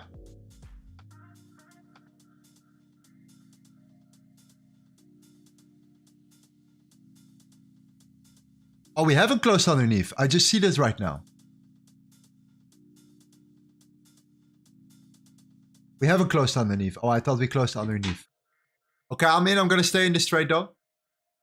I still like it here. It's a little bit different, but okay. The dollar has been closing above, which is super important. We wicked one time, we came down, we filled up that smaller gap, and then we created a new higher high and closed above it. So good enough. If you guys want to enter, it's on your own risk. I'm already in right now, but yeah, I don't know.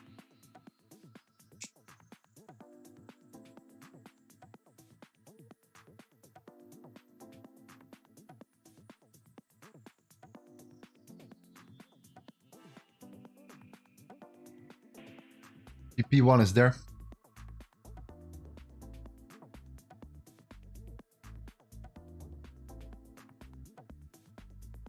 Candle closure is now below. Okay, done. Candle closure is below. It's still on that same level, so it's all good.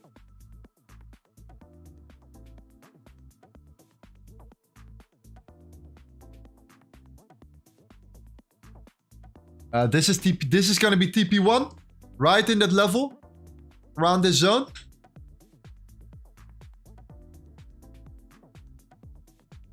Stop loss is above the previous high. We have been broken internal highs.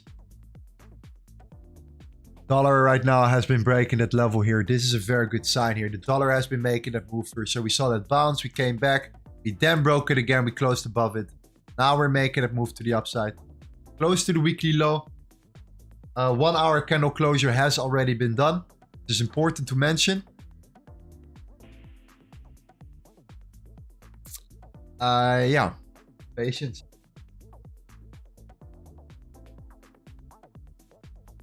Just patience right now. Okay. You know what time it is, guys? What time is it? What time is it, my loyal followers, right now? Not a win time yet. What time is it? Not the giveaway time yet. Later this stream. I'll be right back.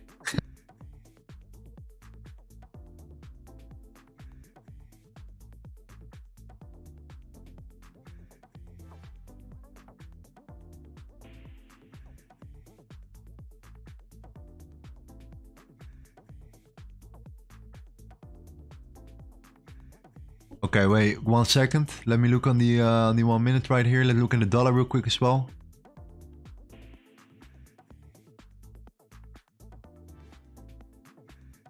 Trying to come to that low.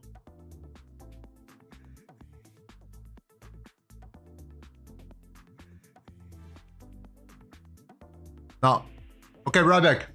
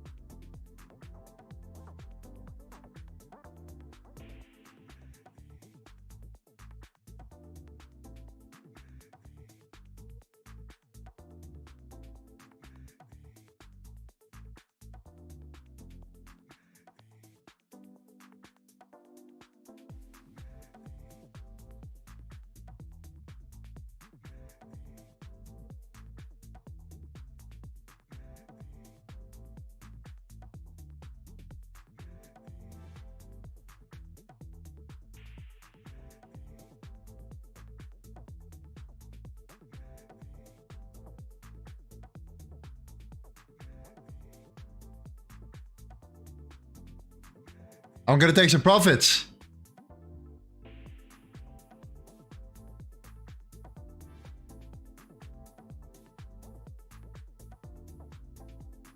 No partials.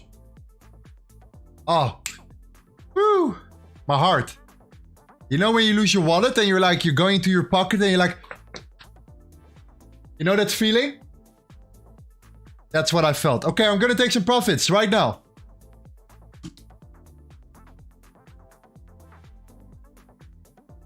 Boom. Done. Stop loss 2. A nice break-even point here. Let me see. This is what we took out, so we were on break-even then. Oh wait, let me see if it makes sense first of all. Let me look at the dollar real quick. We have this level. Alright, we have some resistance right now.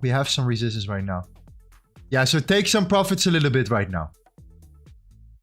You might be want to take some profits a little bit at the moment.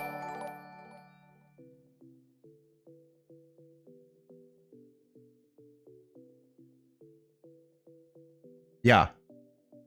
You want to take some profits at the moment?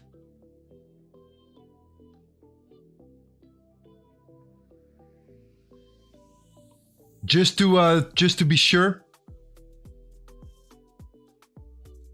Because the dollar is in that zone. If you break that zone, it's game over. It's absolutely game over. You're going to see it coming up all the way towards this level right there. And that means ka-ching ka-ching for the euro. But hopefully we can break this level here. Hopefully we can break that. That would be amazing. Because that could indicate, you know, the euro coming down more. Breaking this low. And giving us some actual serious gains right here.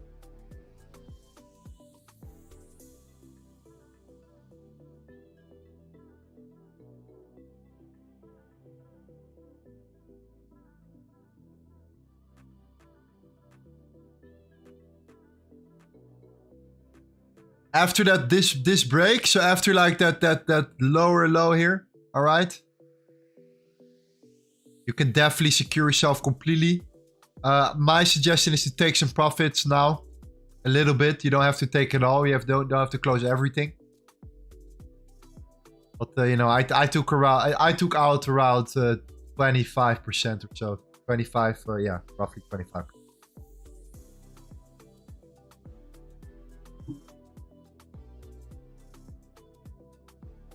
No, the candle structure was nice. GEO was also good, but don't get me wrong here. But, you know, you're coming back into this whole range. So, yeah, no. The euro showed some more potential here. We had a better expansion. We saw this high was super clear. We created it low. Yeah, you might want to take some profits now with the dollar. The dollar needs to break it. You know, it has a hard time here. Because the dollar is in that zone.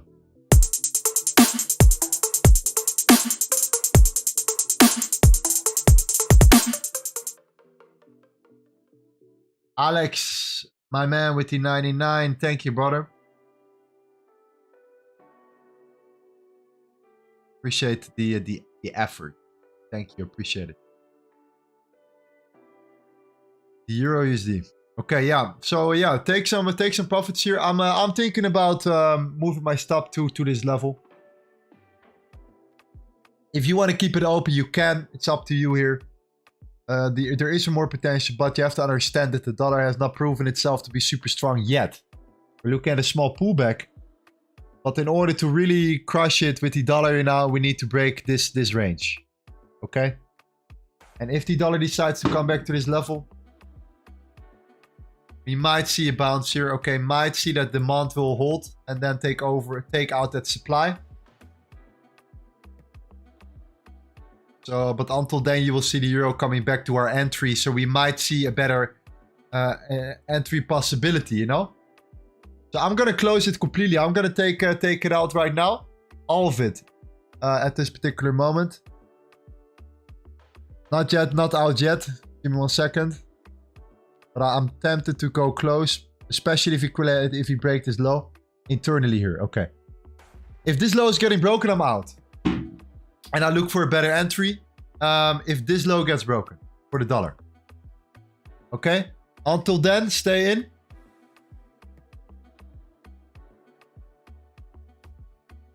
But if this low gets broken, we click the cancel button straight away. If this holds here, then there is not much demand needed to break this this level.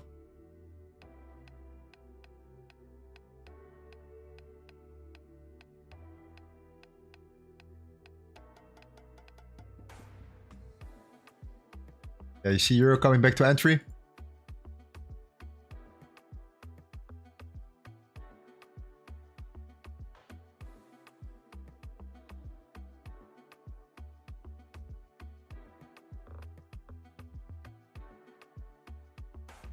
Yeah, okay. Almost there. Okay, look at the end basket. Yeah, when the time is right. Okay, is the end breaking the low? Oh, we're almost there. Yeah, you're right. Okay. If we close below it, it's interesting.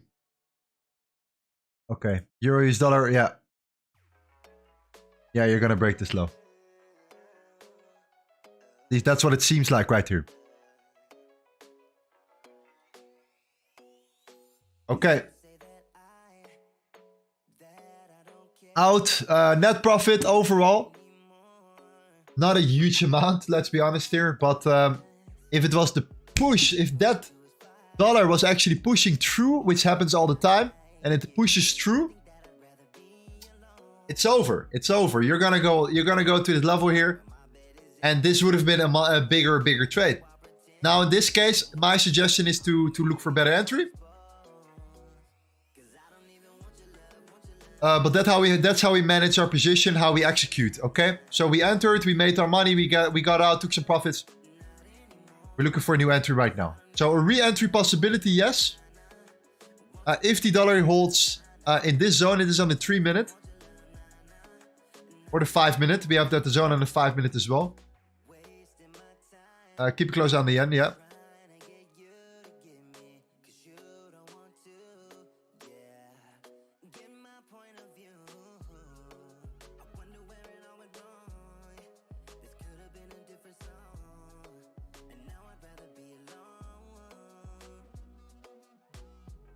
Okay, let's see how we respond right now. This important level is the 5-minute. The dollar tends to hold here. And it goes up. Re-entry for the euro.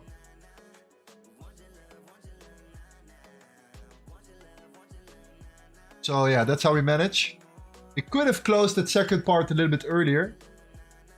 But at the same time, you don't know if the dollar holds here. It could have easily held here as well. You saw that initial move. And if it held here, it could be enough to hold the demand there. To hold at that level to then go up. So it's just the timing and the alignment. But yeah, no. Net profit is what matters right now. And we can look for a new entry and do the same thing again.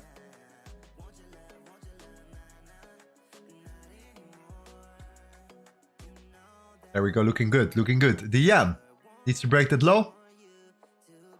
Not there yet. The dollar is now holding here on the 5-minute. Look at that reaction. This is what I'm talking about.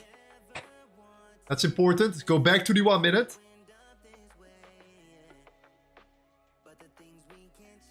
There we go. If we can close a candle like that, fantastic. We might see a new entry for the euro.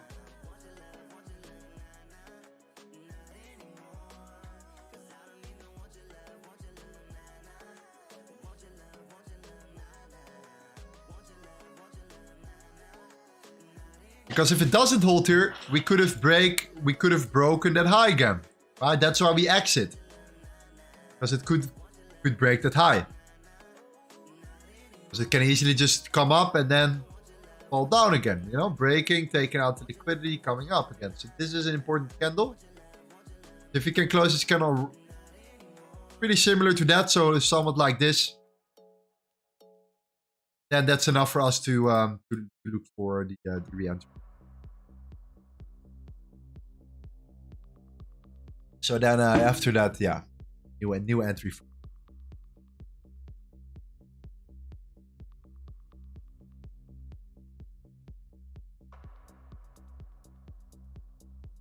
It's just about trade management. It's not about, okay, I could have held your position and it could have played out. But it's about managing my trades actively here.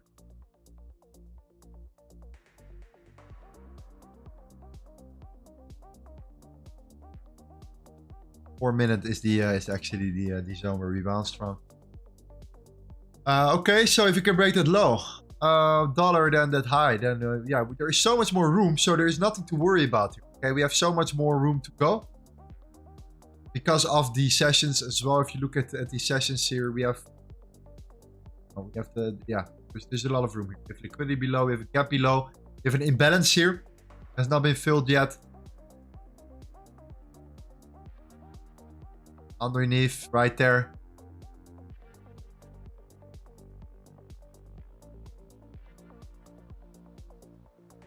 So also have some good targets there, especially for the dollar as well. Look at the 50-minute of the dollar, man. Look at this. We can retest all. We can come up all the way to retest that level there. So yeah, there is definitely enough potential still.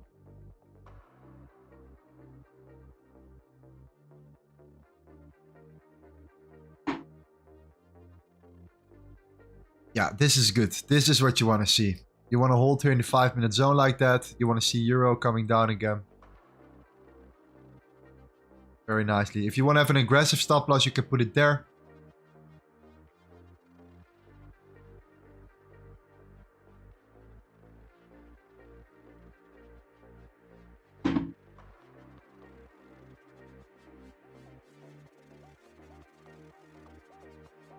Why? Well, if you look on a 1 minute, 2 minute, you see that, especially in a 1 minute, you see that this is kind of a new area of supply. If you create a lower low, then this will act as an area of supply. So this can then act as a resistance layer.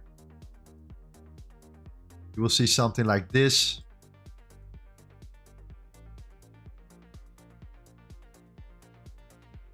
And then the yen basket is still holding there, still playing with you and me. So yeah, let's focus on the dollar for now.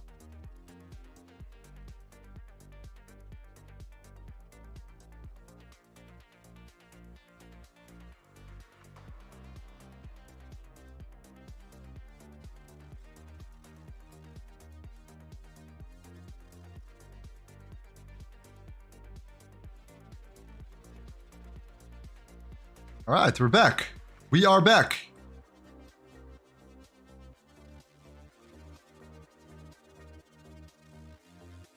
What does the dollar need to do? Well, I'll show you what the dollar needs to do right now. If you look on a 1 minute, we need to break the previous high. Why? We need to create a higher high. We need to close as a higher high.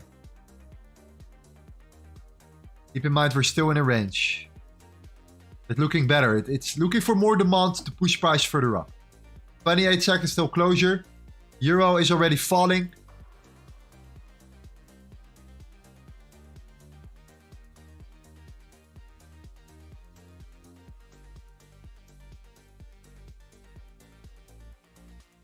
I might place a limit order. The reason why is because of this range right there. We still have that range here. That can act as some layer. We're gonna see some supply or demand coming into play here, still. So I kind of assume that it will be taken out though. Okay, closure. Where's the dollar? Dollar wicked closed just below it. Might have to wait 1 more minute.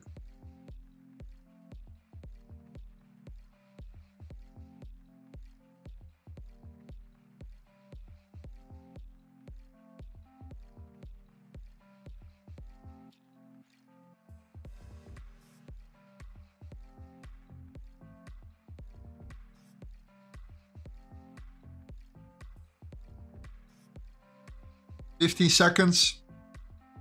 Till the 5-minute candle closure. Super important. 5-minute candle closure has then been completed.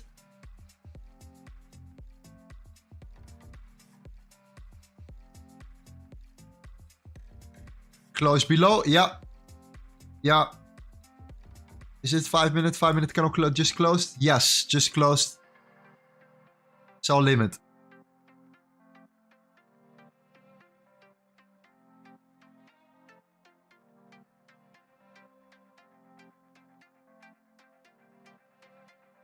Triggered.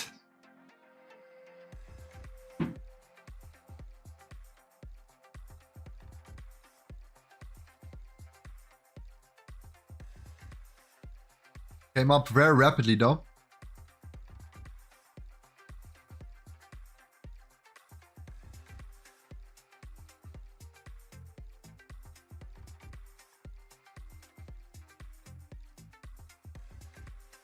Rando says gold is looking good, Lorenzo, check it out. Look at gold in a second here. Yen also. The yen also is breaking now the lows.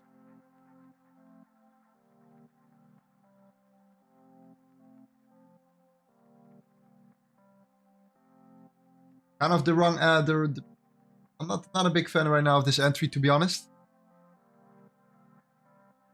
Any pushback and I'm gonna reduce to 50% of my risk.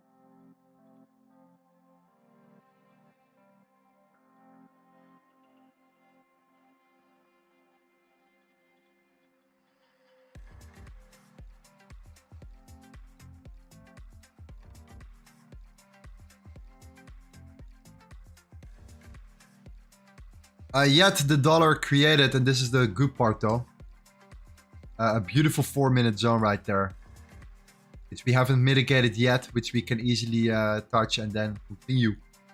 I'm not that worried yet at all. I look at this particular move. Might still reduce my risk because it doesn't go into my direction straight away, right? So that's the reason. But the dollar needs to hold, and the euro needs to pull back.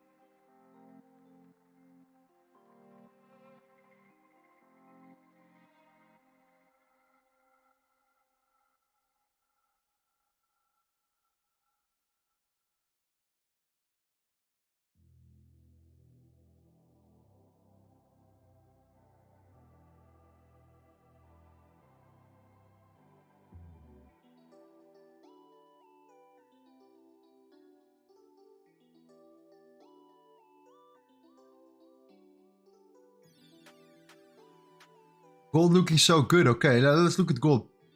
Many people talking about gold right now.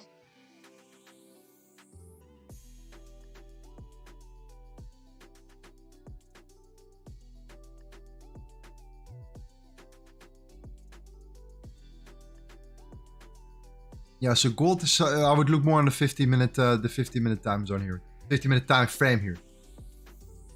For gold right now. Euro is coming up, not in our direction now. At the moment.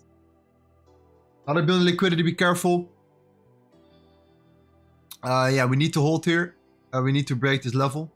If we do not hold here, we probably will get stopped out on this one. We will lose the trade.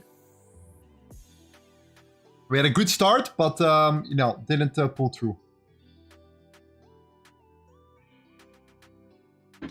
We need to see how this ends, but we might be losing more than we initially made. Let's see. Dollar building liquidity. It's true. Dollar is building liquidity.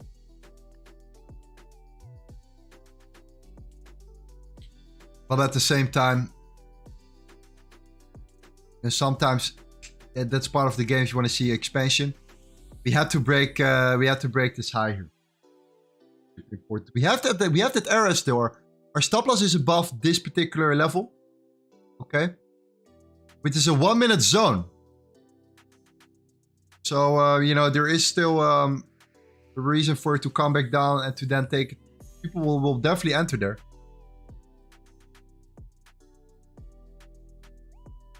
And this is where SMC comes into play. But it needs to align with the dollar. Which is this structure right here. It's our last let's say, hope for this trade.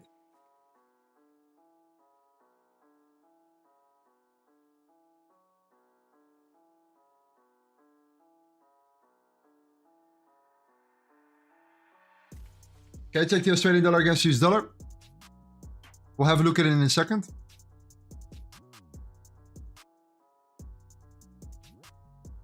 Yeah, we'll have a look at it in a second here.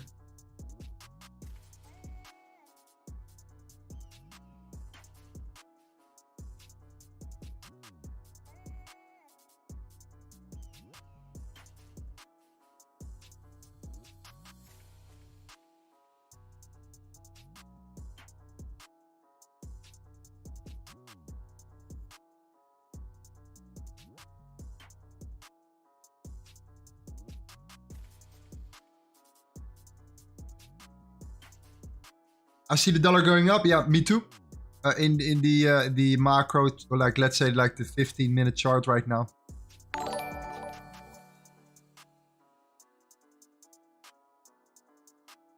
Question is the timing correct here?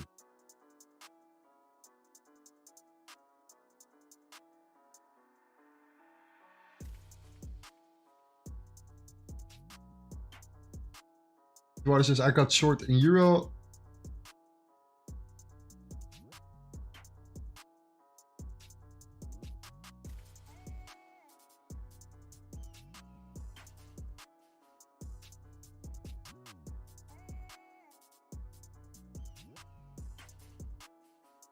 Lucky my pending order did not activate on the euro US dollar. Yeah, if you get stopped out, we might look for a new entry though. Like, don't worry, we might well be looking for an entry a little bit higher.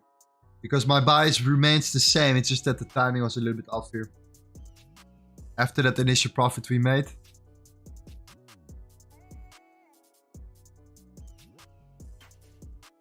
But the dollar needs to hold here. If the dollar holds here, it's a completely it's a different story. We're not done yet.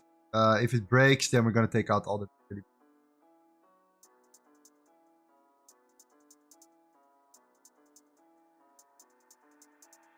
Khalid says, I know all my trades have been like this for a month. For this month, okay. Yeah, this happens. This happens.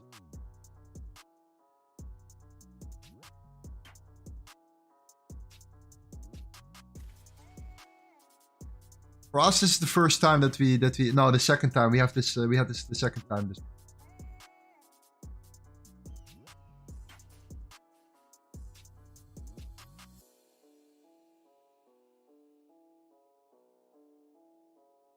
So if that low is broken, regardless, you're gonna break. I'm gonna close 50 position, but yeah, we need to close. We need to break below this low.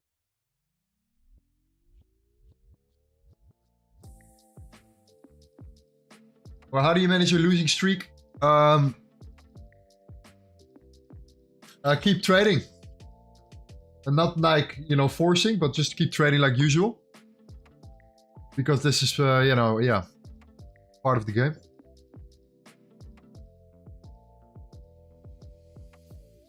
Khalid says, don't forget that loss we took in literally seconds. Yes, exactly. That was the loss we're talking about. How many months in a year would you say like this on average? Usually the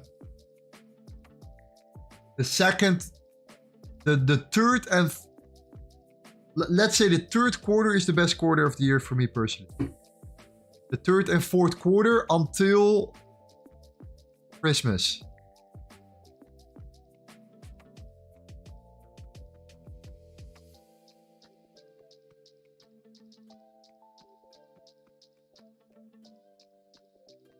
Don't forget that last. Oh yeah. What is going on with PJ? We'll have a look at it in a second.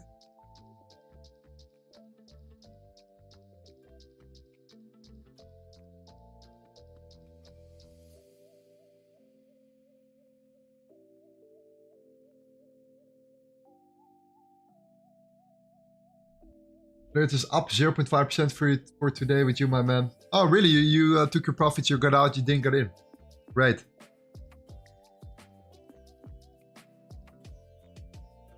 Yeah, we'll calculate the... If we get stopped out, we'll calculate the net loss here.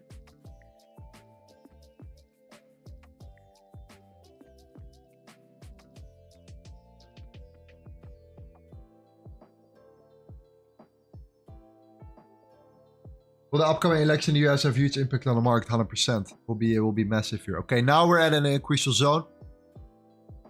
I do believe that we will get stopped out here.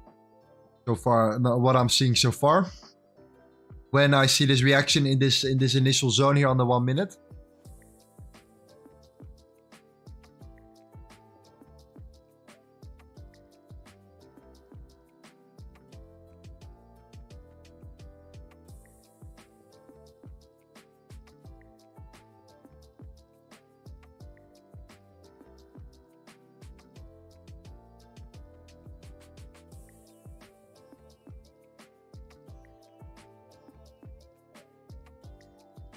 Okay, we're still holding here. The euro is still holding above that zone. That's the zone I was talking about there. Wow. Okay. That's good. This particular candle right there.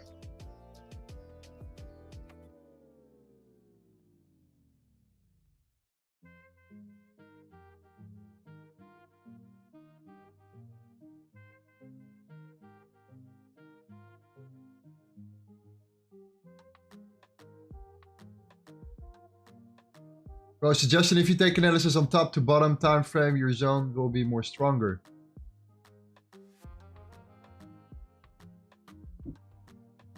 I don't know what you mean, brother. I think if you do macro, I think you talk about a top-down analysis. Is that what you mean?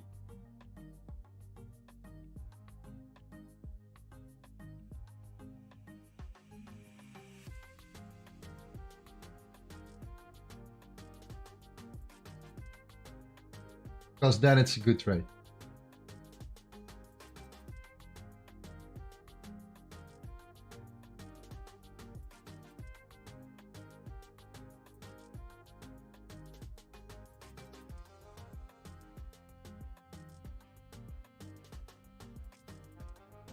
Yeah. That's what we're doing all the time.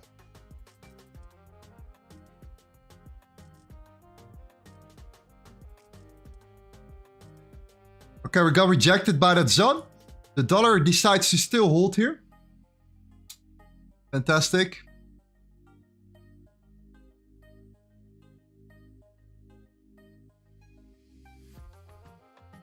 This is a great moment to cash out 50%. Reduce my risk a lot. Let's see how we close this candle in 15 seconds.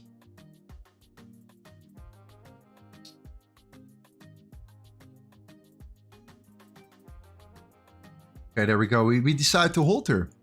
That's good. That higher high, that low actually held her. Okay. Very nice.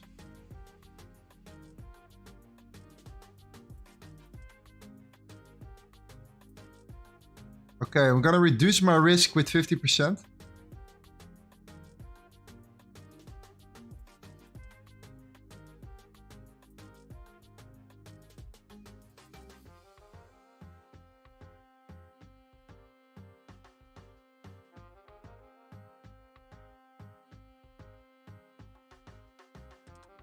Yeah, this is the moment. We're balancing off of that demand here. Oh, that's nice. We will be still in profit then.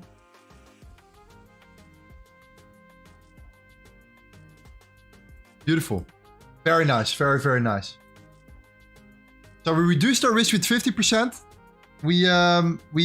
That initial profit that we took got slightly, you know, decreased, obviously due to the fact that we had to close 50% of this. But you know, in case it just goes up again, we have this ready, and we now have, yeah, reduced our risk tremendously. It is always good to do, even if it would still play out. Okay. But this is beautiful. The fact that we held there. You are with Owanda and not with BlueBerryMarkets. BlueBerryMarkets on MetaTrader when I trade on MetaTrader. For Owanda, I use TradingView. I use TradingView for you guys as well. You know, the reason is just for you guys.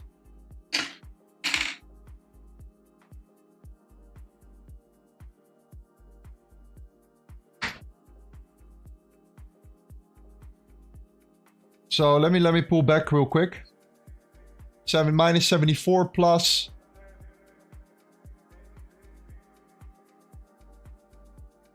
I need to look.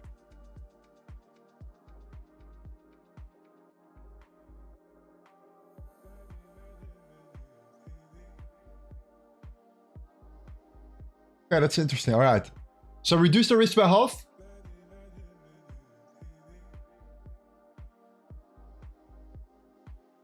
And the dollar created a new higher high. So that's definitely important for us to see here. If the dollar didn't create a higher high, I would have gone out completely. But it created a higher high. So I just reduced my risk with 50%, which is already for me a very good,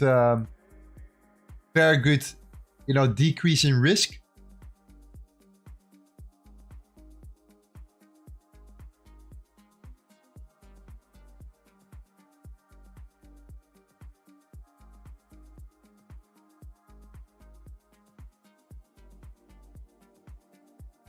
And now keep a very close eye on how the dollar behaves here.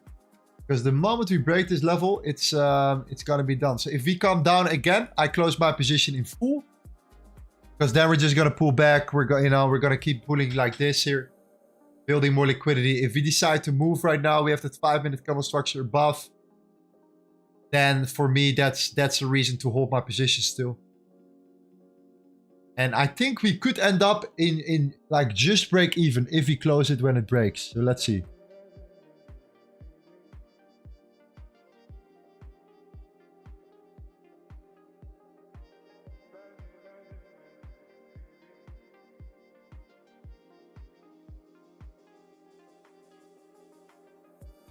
So we need to hold above this initial level. Super important. Because otherwise we're just going to keep going like this. Or we're going to come down and then make that move here. But then already EU is up again. And I do not want to be stuck in drawdown like that. Then I'd rather cut my position completely. But if we decide to make that move to the upside now, then this is the moment to do so for the dollar. And that will then push the euro down in profit. And then we can secure ourselves quite quickly. So it's one of those.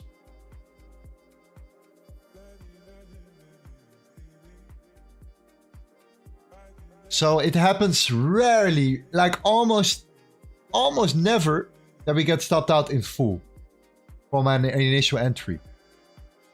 Very rare, very rare. It happens sometimes. It happened last a couple, I think a week ago or week and a half ago,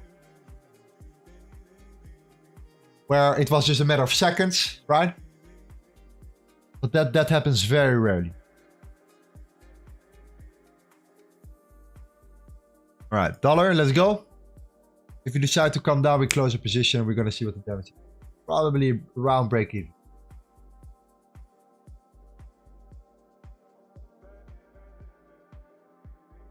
But so far, a really solid expansion to the upside for the dollar here. Just still trying to figure out what this range, if you can break out of that initial range there. Well, we have a 5-minute candle closure in 1 minute and 30 seconds.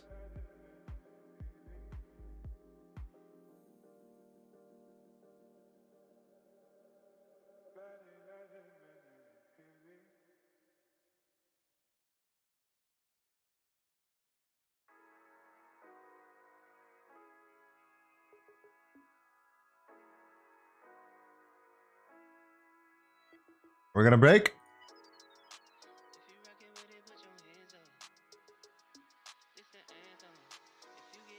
Yeah, I think we're gonna break. Yeah. Okay. Out.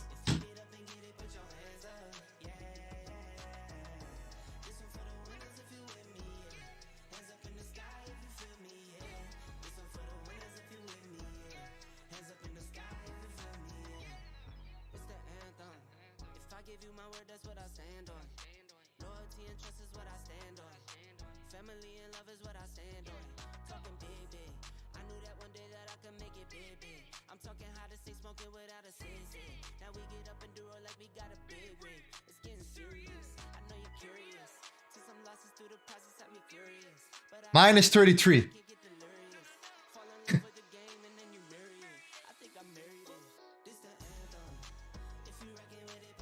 Okay.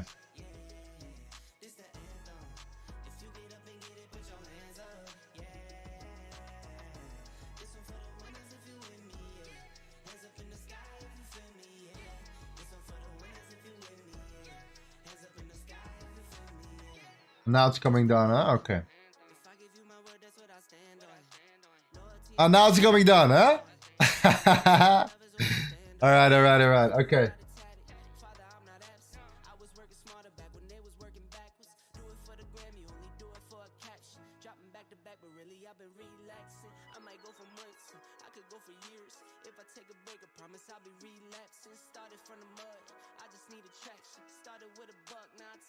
Okay. This is gonna be an interesting stream today.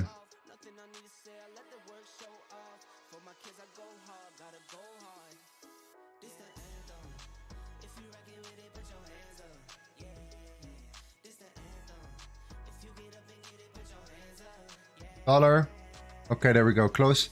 1 minute candle closure in 50 seconds.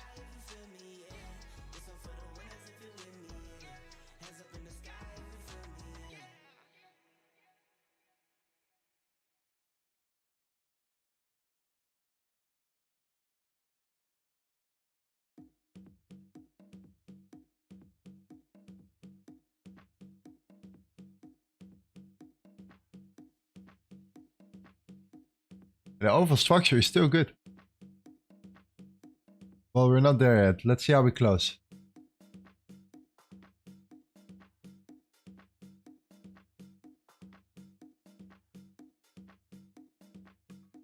That's why I don't like to trade USD. I love USD. We said that. I really like it.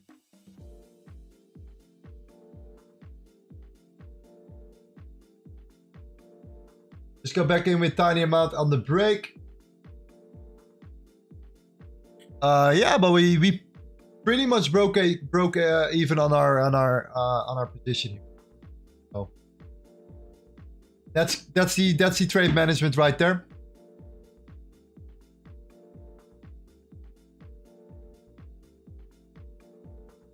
We are already coming down a little bit. You're already push here, so no. Okay, for now, that's it.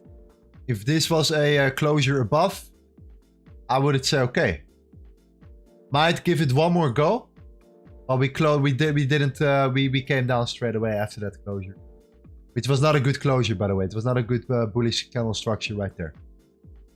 Okay, well, we ended up you know, coming down, pretty much breaking even on our position. Yeah, let's look for the next one.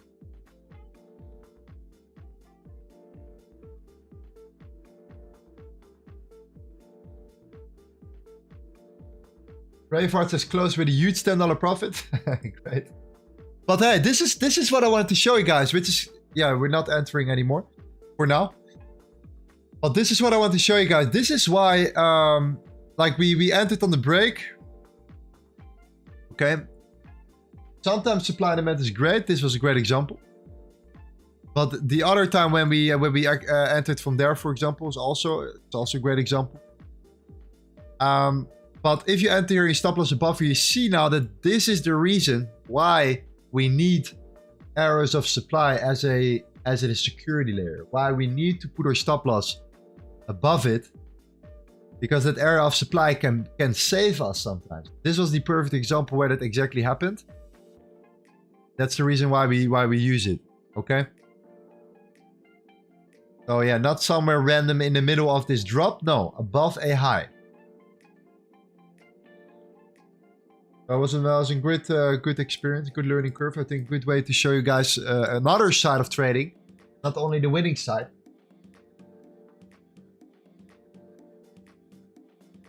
But do you guys see also how we actually execute benefit based on that general? You know, look for setups, and then sometimes it can drop. Yeah, okay, whatever. That's just how the game works here. It came out unshattered, okay? I think that's the most important.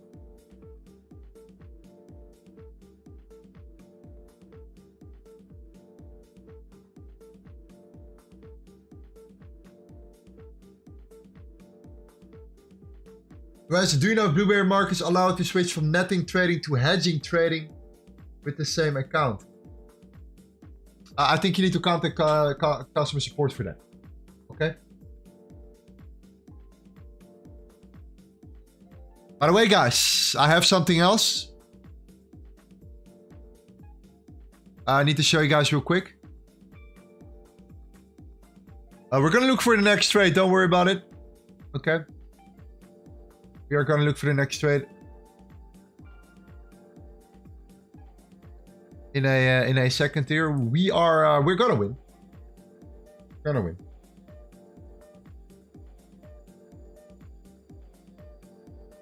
By the way, let me show you guys something. If this is something.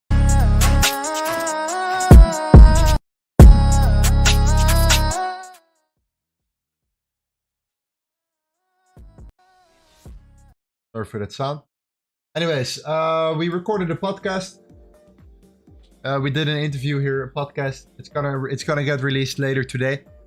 If you guys are interested in watching that, then you can join by going to look at No Limit. Okay. We had a beautiful conversation there. Was fun. Was something different, right? Something nice.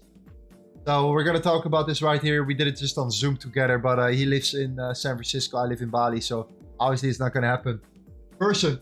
Yeah, it was a nice conversation. So if you guys want to watch that, then I will share it later on Instagram as well.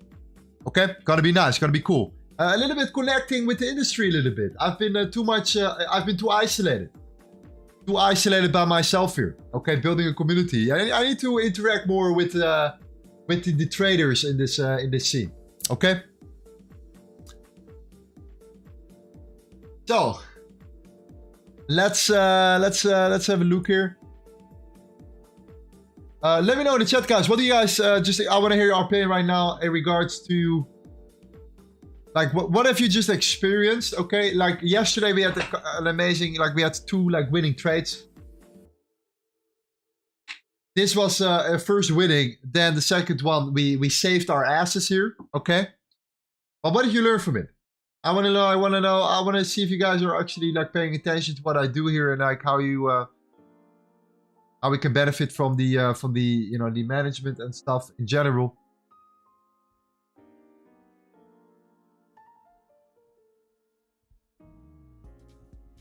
Because I'm very, very curious here.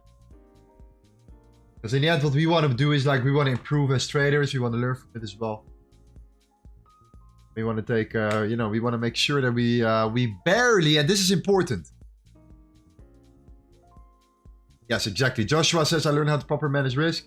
Nick says risk management. Vicky says managing and trade calmly when goes against you, not panicking out, but de-risking to minimize loss. Boom. That's it. That's exactly it. Sometimes we get stopped out in full.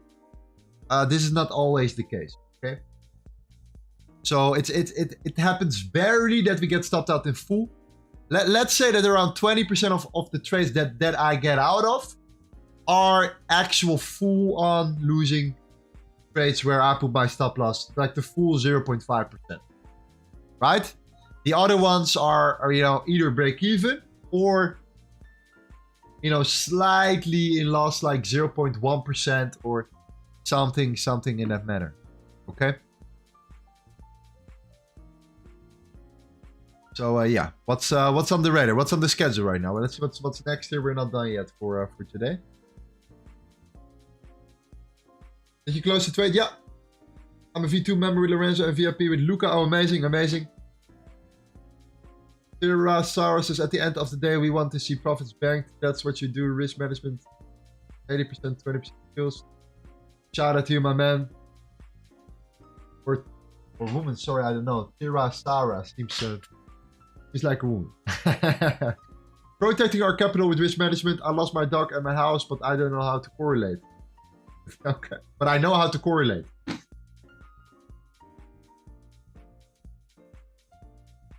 I don't know what to say. We check the correlation, proper risk management. Trendline following.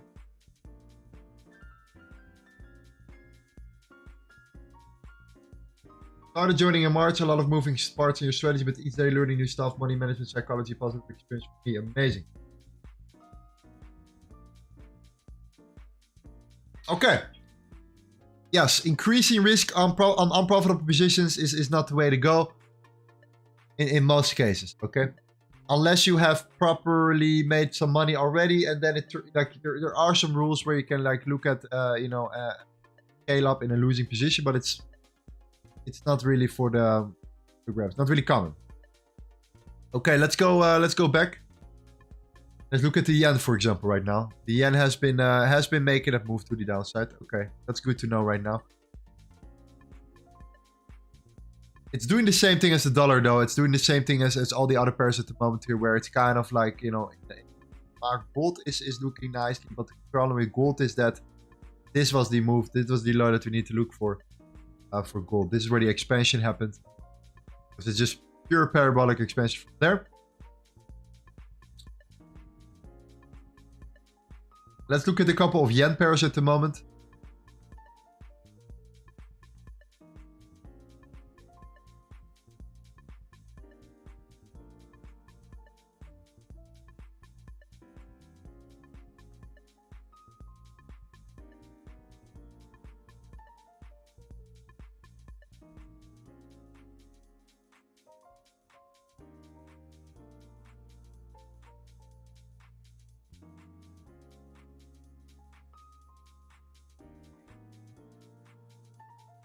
Raven says, Lorenzo, on a BitCat crypto, do you have to make your funds USDT and put it in USDT futures for copy trading? Yes. No. You put it on the copy trading section. This Saturday, we're going to trade together live on stream. Okay, I will be trading myself crypto live on stream. And there are a lot of traders connected to my trading, copy trading function on a platform called BitCat. If you guys want to join me, and you want to be a part of that this weekend, that means that I'm trading with your capital. I will earn 10% of the profits generated. You will earn 90%. Yet, we're going to do together live on stream. I'm going to ask you guys questions. Do you guys like this setup? Yes or no? We enter. Okay? That's how I do it. I manage the trade. I execute the trade. And I actually enter the trade. You guys can copy me automatically. Like you do right now. Now you have to manually trade with me. Then you can automatically copy me like that. You don't have to do anything. That's the beautiful thing about that. We have a new crypto strategy, which I highly believe in. It's amazing. I love it. Want to explain it? We did it last week already. If you want to be part of that, then you can click on the link in the description. And if you sign up and you deposit $100 to copy trade me exactly, you also will get my crypto course, which explains the strategy in full, which you can benefit from if you want to also trade on yourself after that. Okay, so I can't wait for the Saturday. In 2 days, we will be live trading crypto again. More volume in the market than last week because it was Eastern. And we're going to completely crush it and make some money on an automated, with an automated system there. So I'm very, very excited. Okay, let's get back to work.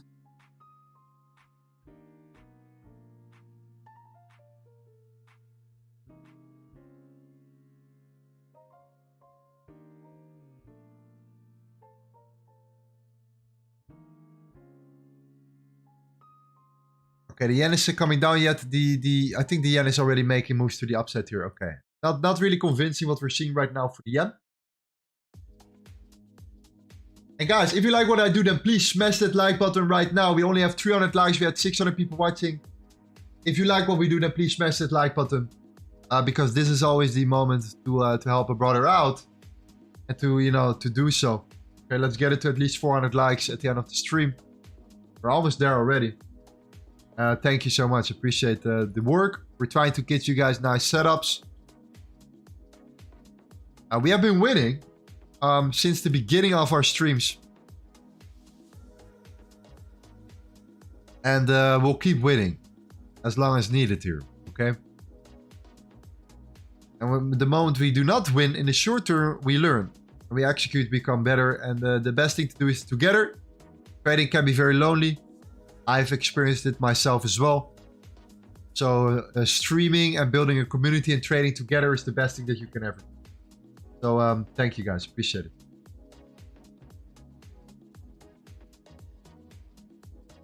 Is crypto manipulated like Forex? Of course.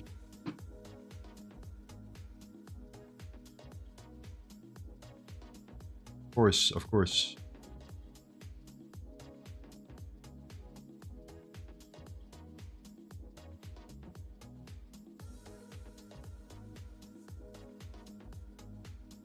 Okay, let's have a look at a couple of I clicked on your BitCat referral link, but it's requiring a referral code. The code is already in there. If you look there, you cannot even type in a code, if I'm correct. You should be able to not be able to put in a code right there because it's already in there.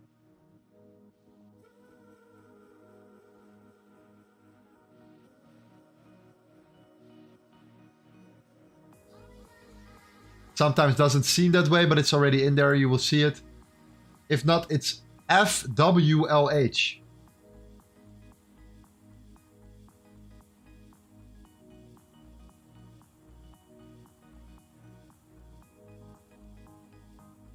Crypto is practically all manipulation. Yeah, it's all the same thing, man. It's all the same thing. Like whenever there's liquidity provided on exchanges, somebody provides the liquidity on these exchanges. Okay? The exchanges are just the platform. Somebody provides the exchanges with the liquidity to make sure that there is enough money available so people can buy and sell. And there are no gaps. And whenever that happens, of course, they have all the data. With all the data, they can run their algorithms or whatever they have in order to move and manipulate price, which is normal. But this is only a good thing because there need to be losers in the game. And if we can identify the losers, we can also identify how we can win from the losers. So it's only a good thing.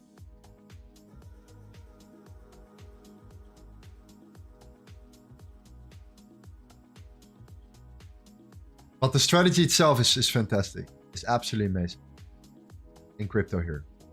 We're still working on it. I'm still building that sheet here. Okay.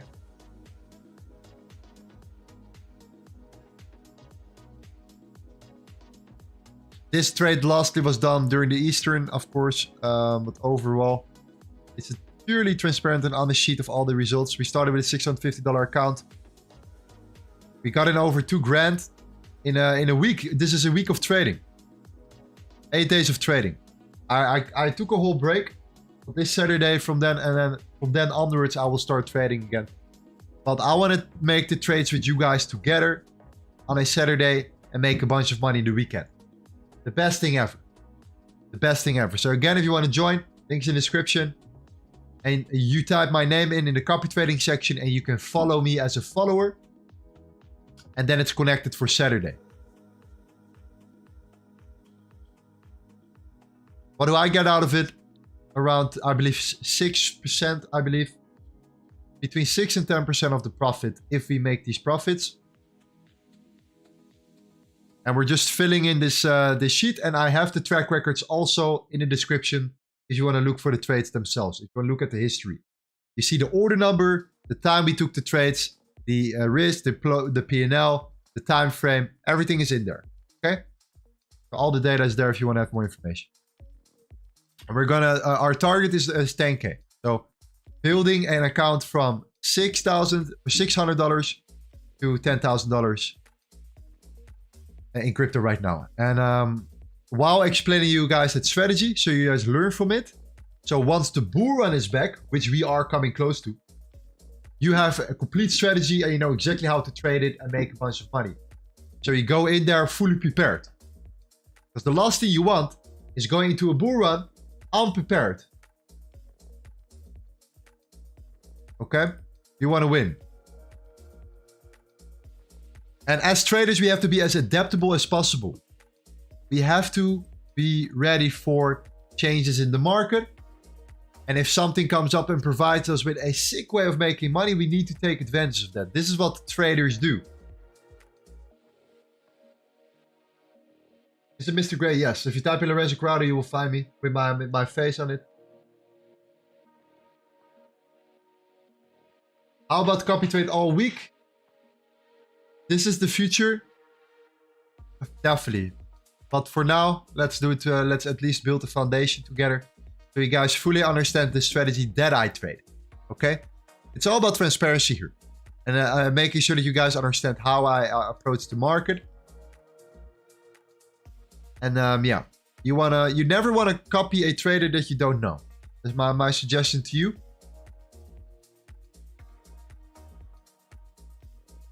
Okay. Let me know if you see a couple of shadows right now. Very, very important here. Let's go over a couple more setups. If you see it, fantastic. If not, it's what it is. Throw me some setups. We can look at it right now. And then based on that, we can wait, and we go for the next wave. We look for a beautiful next setup of the day here. I need to enter this position, 1 win, 1 loss. Let me add this in here. Go. We will also have a new spreadsheet for all the Forex trades soon. Fill in some old information. There we go.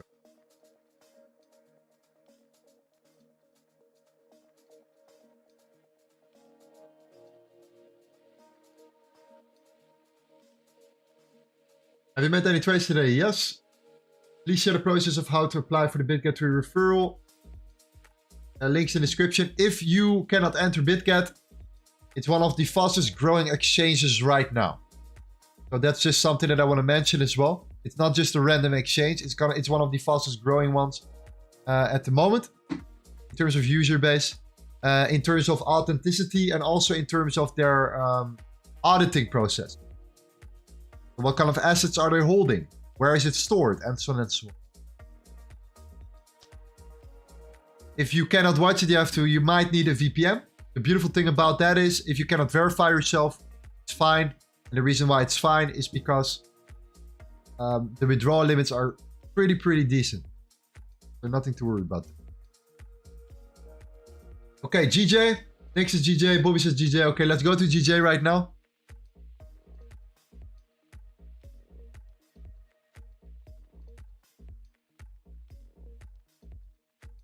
Yeah, we're bouncing from a nice, beautiful... oh no, that's not a zone where we're bouncing from. Let's go to the lower time frame. My bad. Let's see what we have here. Initial bounce matters. On the higher time frame here. Somebody has asked me a question. Yeah, you need to do a top-down analysis. And it's true, but the correlations itself are the confirmation. That's the confirmation we're looking for. There is nothing better than getting a confirmation on another chart when looking at a trade setup. Okay, GJ.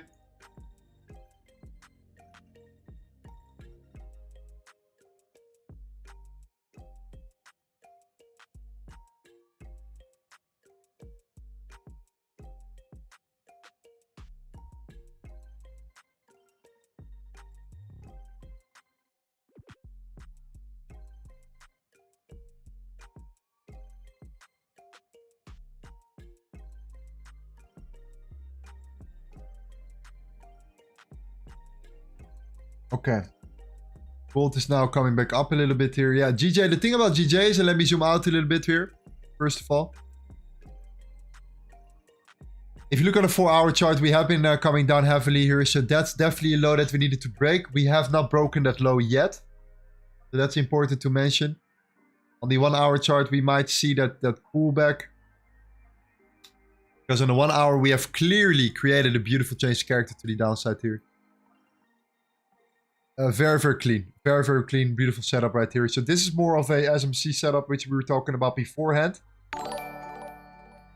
This is something that I would trade here on the 1 or 2 hour chart. Like, let's say the 1 hour chart here. Like, this is something that I would like to, you know, potentially take a trade from. Because if we have the confirmation on the yen, then this is definitely the way to go. It can provide us with a beautiful setup. For now, on the lower time frame, though, I do not see the right setup right now at the moment.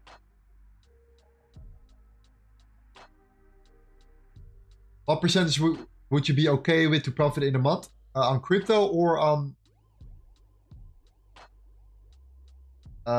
crypto or on Forex? Let me know.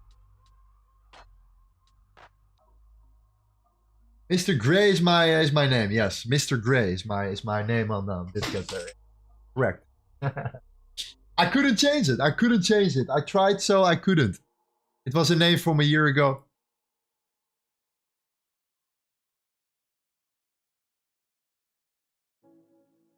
All right. Minimum amount for which we can trade in BitGet. I think it's like the minimum is like $10 or something.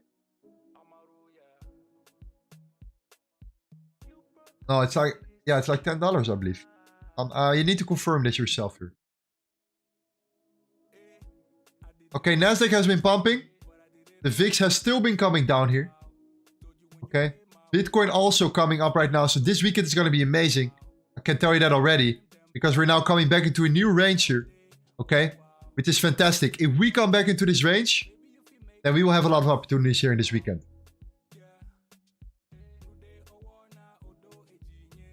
On Forex, you know, between 10, 15%, between 10 and 20% a month. Sunday streaming also available. Well, if we start on Saturday, then we might do Sunday. We'll see what happens here. We have the whole weekend to stream. Non-stop working here.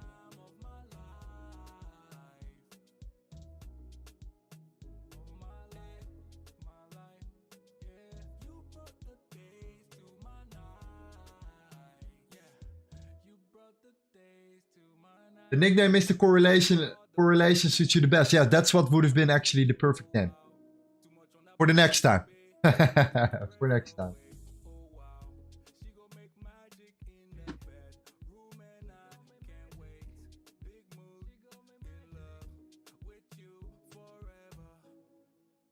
Okay, let me look at the dollar real quick, guys. Important. Okay, the dollar has already. This is actually good. I like this. I like what the dollar is doing right now. Okay. So we had the weekly low there. We came back. We pretty roughly bounced from that level. Look at this candle structure right here. This is an important candle to look for right now.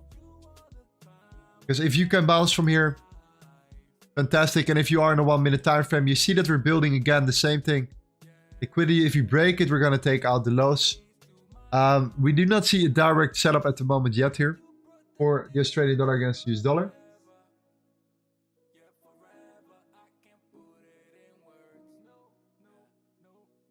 Anything that we're seeing right now. Let me have a look here. One more round.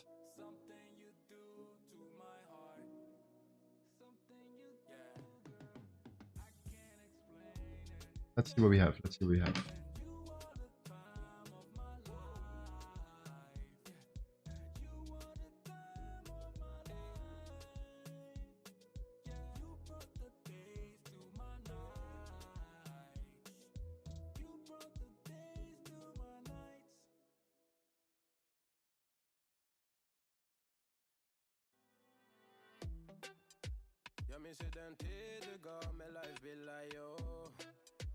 Nu vill jag kunna ge tillbaka allt jag inte kunnat ge förut. Det finns ingen annan där som kan stå här by my side, oh why. Sättet du rör på det får mig att dö för det, baby. För de här yardis, de vill ju bara dra ner oss. Men du är fett och vanlig. Och det jag lägger. 1 second, guys. We're almost ready.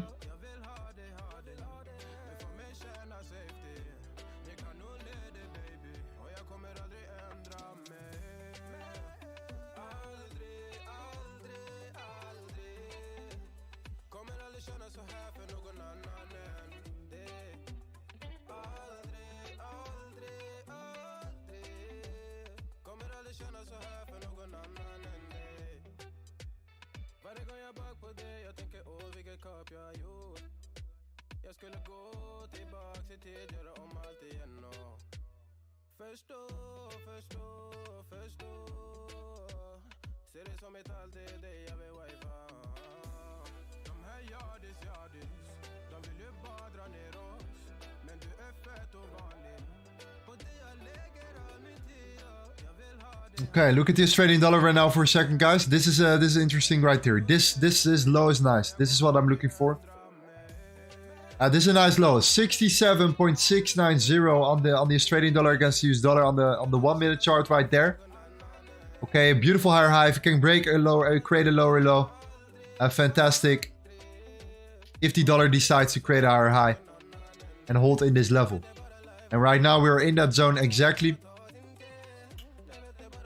So this is where we're at the moment here. If you look on the 2 minute, I think it's the is it the 2 minute zone? Yeah, it's a 2 minute zone. We need to hold here, and it seems that we can actually hold here. I do like what I see right now. Tapping into that zone, seeing some demand coming into play right now, which is going to push the price of the Australian dollar against US dollar down. After that massive run up. For example, with the euro right now, at the moment, when you look at the 2-minute chart, we are coming back towards this level. I don't think we're going to mitigate this. For now, I think the Australian dollar is just too clean here. GU.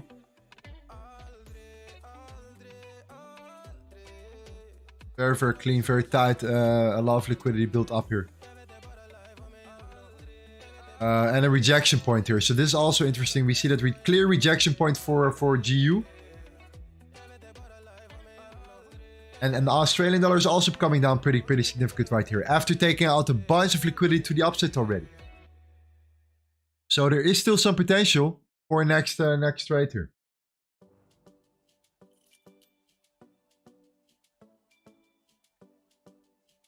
Brad says, I don't see the point of correlation though, because it doesn't give any signal because they happen at the same time.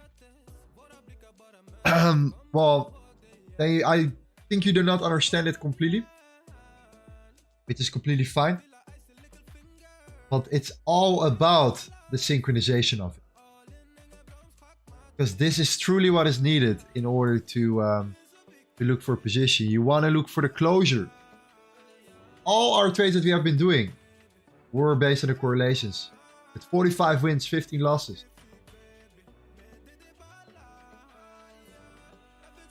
There were many trades that we could have taken without the correlations. And then we checked the correlations and then, oh wait, the dollar is not there yet. The dollar has not broken this high yet. So it's better to wait a little bit.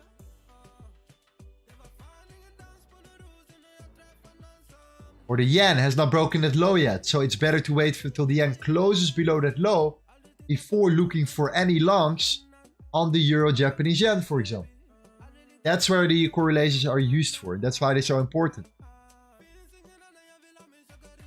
On the higher time frame, correlations are also important to look for the money flow. Where is the money going into, right? This whole strategy that we're looking for right now based on in crypto here is based on only correlations. Supply and demand and correlations as well. The same concept. And this is what we're trading and what we're looking for. It identifies if your chart that you're looking at is actually the chart that you need to trade, or if there are other setups that potentially better and are aligning better with that correlated asset. So it's really good if you get this. It's one of the best indicators in my opinion. I stand behind that.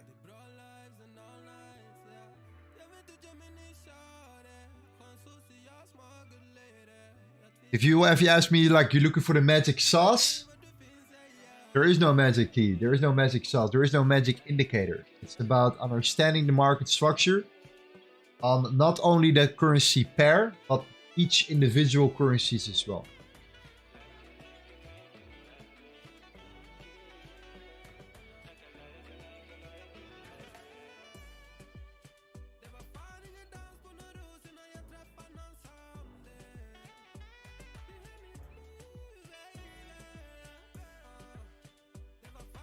Look at gold.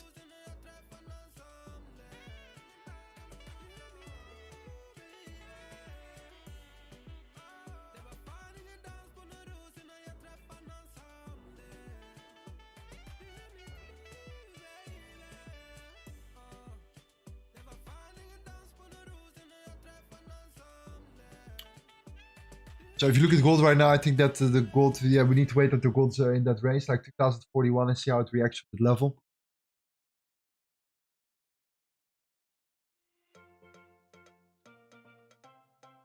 And also, let's see how the dollar, if the dollar actually bounces from this zone here on the 1 minute or the 2 minute, you know where we're looking for. If we can bounce from that zone, we'll see the Australian dollar coming down here and breaking. And then we have the same particular setup. And you take it to the lows right there.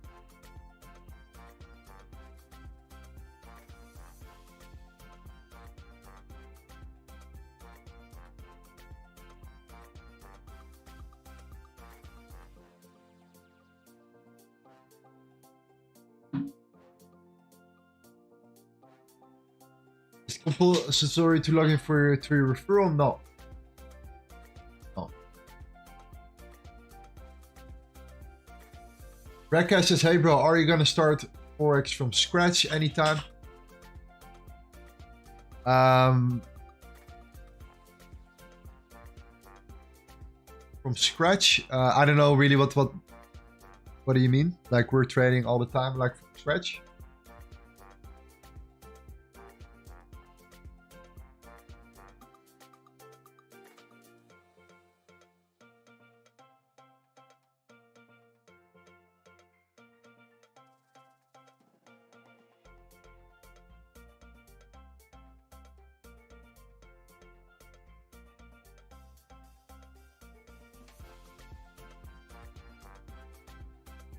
Have a look. Yes. No, sorry, no, it's not, no. All you might from a fresh account like you did with crypto. So I'm just trading one of my private accounts here, okay? This is just the account that we trade. Sometimes we withdraw something. I'm just trying to build my my account here and just withdraw and then just start over indeed again. Yeah, correct. True. Yeah, so this is just one of my accounts that I built up, withdraw, and then yeah, that will get reset indeed. This is what you mean?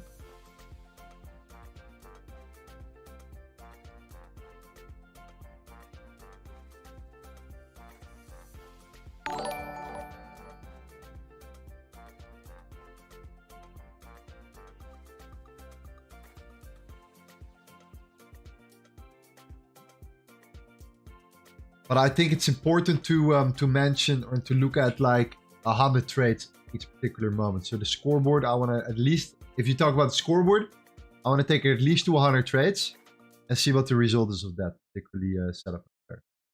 What the actual outcome will be after 100 trades. Anything under 100 trades is not for me proven. It's not a proven concept. And then we can look at the withdrawals, the total withdrawal amount.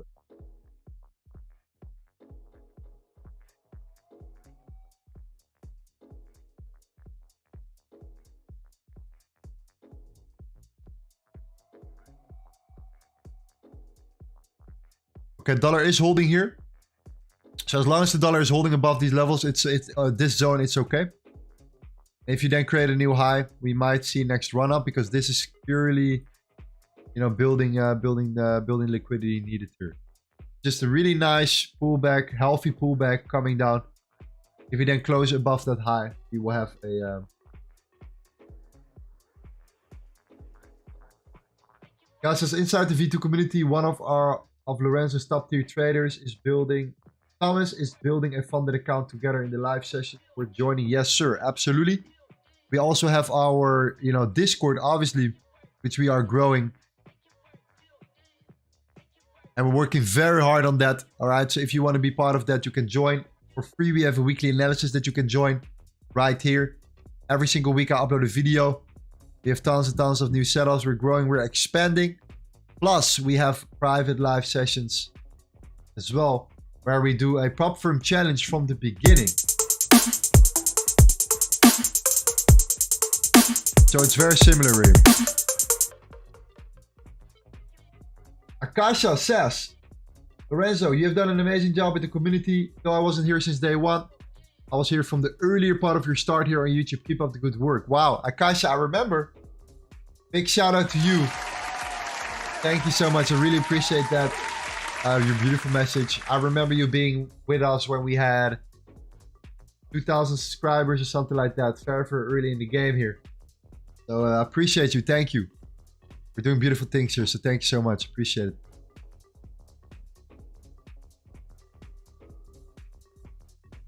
So yes, indeed. One of our traders in our community is giving private live stream sessions in the London session that you can join. More information you can find here also in Discord, how to join that.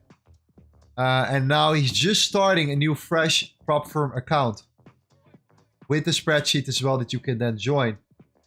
Same as what we're going to do in crypto, but then for Forex with a funded account. So yeah, if you can join it together.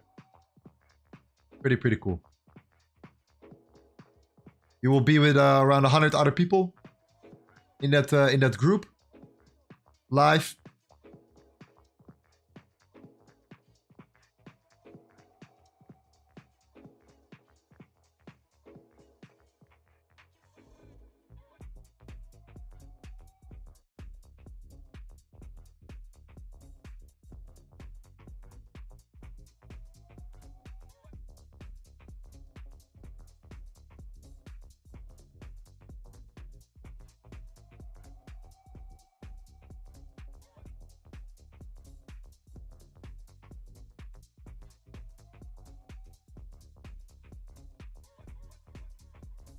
And a giveaway today, yeah, this weekend, Saturday, the crypto stream will be a good, really nice giveaway.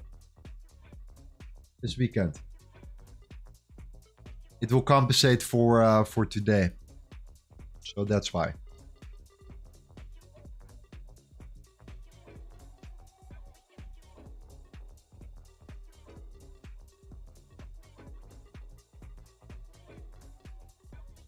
Okay, as long as the dollar holds above here and breaks it high, we will have one more trade.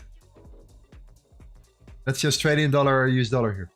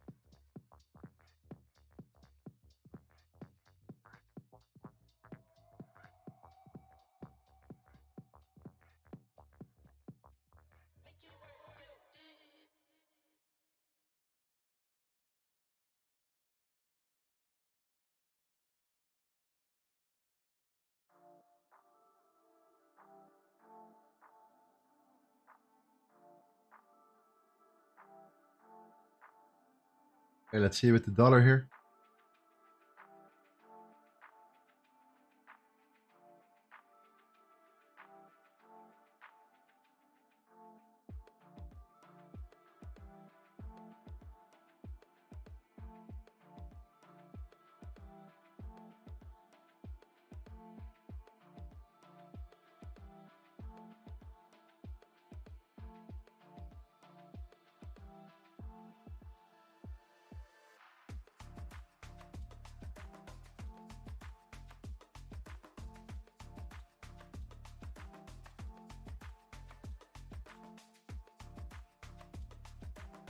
Okay, we're gonna give it one more shot here. If the dollar bounces from there, that's the last trade we could potentially take there.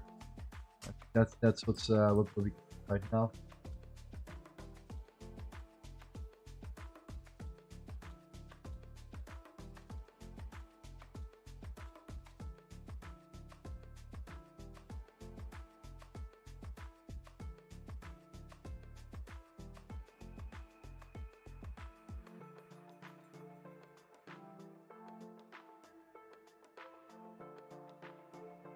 What about the S&P 500? Kind of slowed down in an area of supply. Okay, we can have a look at this as well. Yeah, I'm gonna put an alert right now on the Australian dollar against the US dollar here. Have you made any trades today? Yes.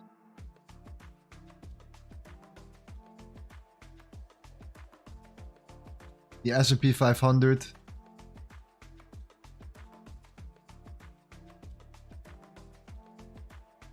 Yeah, we're coming down yet. We're still accumulating here. We're not there yet. We're not there yet completely here. I think that on the 10 minute as well. No, we still have some ground to cover. For example, with this whole range, I see it coming up a little bit more. Also, if you look at the volatility index, you guys can see clearly that we're still coming down pretty rapidly right now. But yes, that's still happening. It's still happening. Gold is coming up. Very slowly, very steadily though. So this range might be an interesting range to look for a potential short there.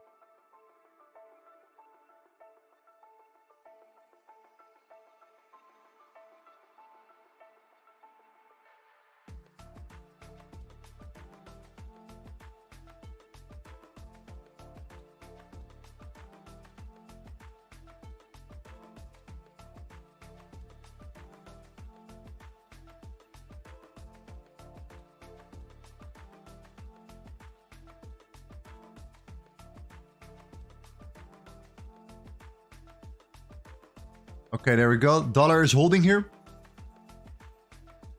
And the Australian dollar is reacting very, very heavily to that initial zone. So that's quite good to see. 2 minute. This is that high right now that we need to break. And Australian dollar will break that low.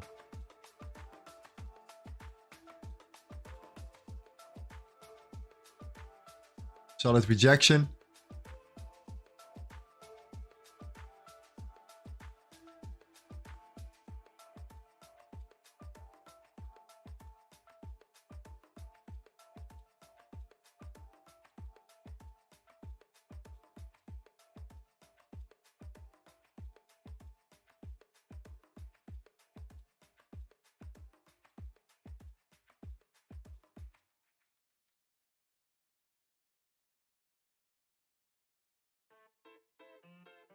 What is the goal for your future? Starting a hedge fund with top tier traders in my network, attracting a lot of external capital, trading modern digital assets, understanding the macros at all times, really updated about everything that's going on, about the money flow, about where money is coming from, where it's going to, and expand my horizon in that industry. And besides that, of course, building Limitless, turn it into a massive educational platform.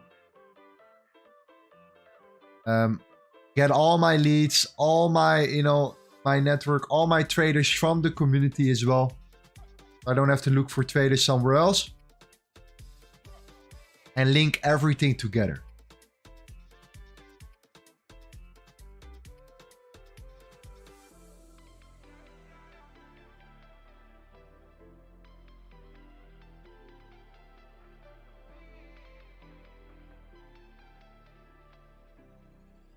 Gold, yes, gold is yeah. Let me highlight gold very quick indeed.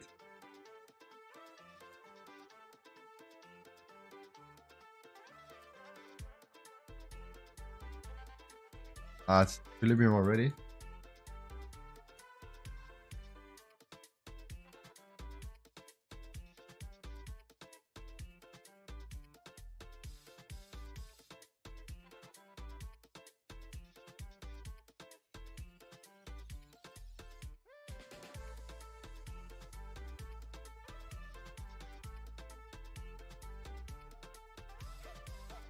Let's see if the volume is still here. Alright, see you, my man. See you on Saturday, brother. Does GU and EU move in the same direction? Usually it does. However, sometimes, one moving faster or stronger than the other. Which is quite normal here.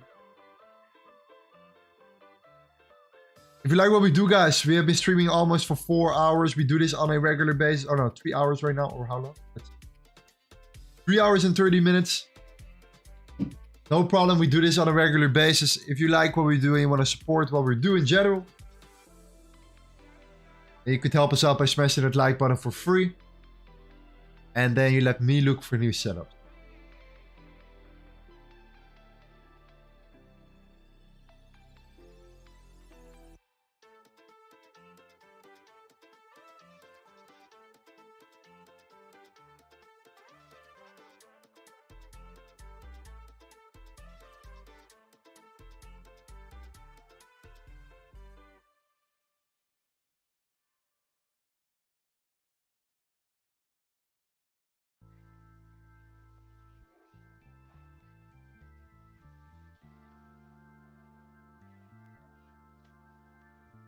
I like Australian dollar against US dollar. I like the reaction. I like the expansion. You see, it's kind of like distribution and then pullback, distribution, pullback, and then if the dollar aligns, then it's fantastic. Then we have our confirmation there as well.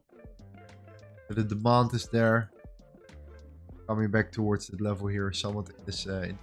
A little bit higher, maybe. Somewhat in that level. Yeah, let's see how that goes when the dollar is Dollar needs to bounce though, otherwise it's not. If it creates a lower low here, it's not what we're... Next is British pound against the New Zealand dollar as well. Okay.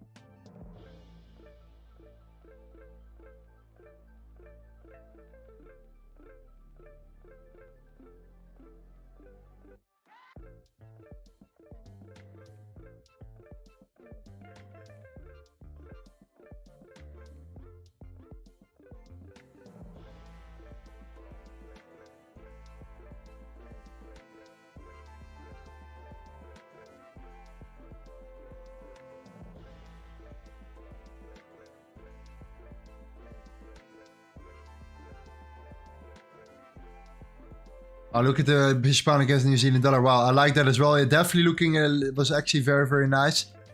This is on the higher time frame though. If you look on the 1 hour, then we look at this particular zone right there. But no, I think that, yeah, look at what the dollar is doing. Okay, the dollar broke it low. Okay, invalidated right here for this particular setup. Gold is coming back into that zone right now. Let's see how gold responds to this initial reaction. Because we are coming to that zone now at this particular moment. 2 minute. That's the zone for gold we're looking for. That's the low we're looking for.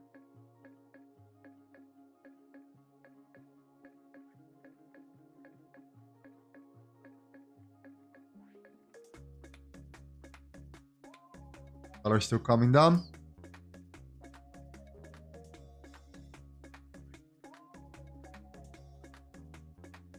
We have created a higher high internally though.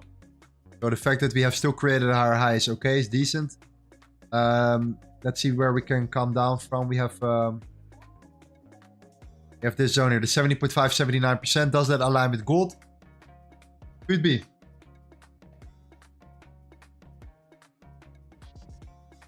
Gold is very tempting for a sell indeed. I agree with you. I agree with gold here.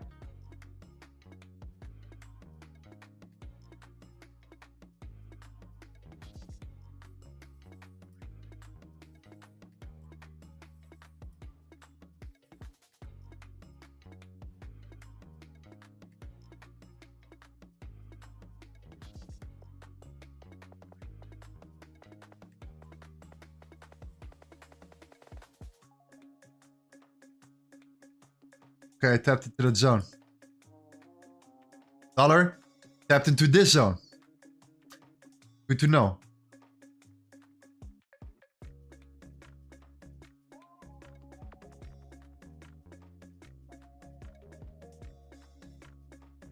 Can benefit gold here. In our favor. If you hold here.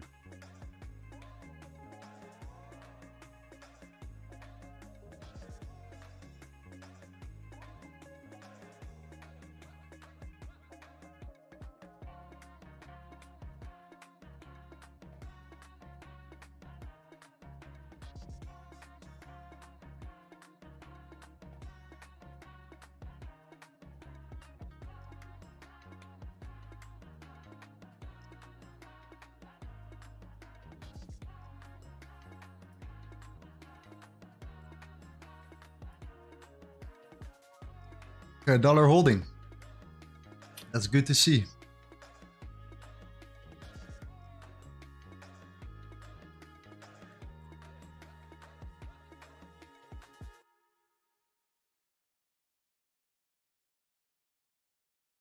Our friend Neil watched here. Do you go live on a Monday to Friday? So Tuesday, Wednesday, Thursday, and then Saturday right now, crypto. So 4 days. 4 days a week. Are the stats on your screen for this month? No, not for this month. Oh, we didn't do 75 trades this month now.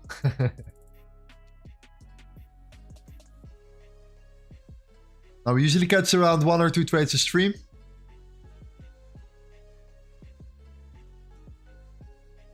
If it goes really well, you know, sometimes more, sometimes 3.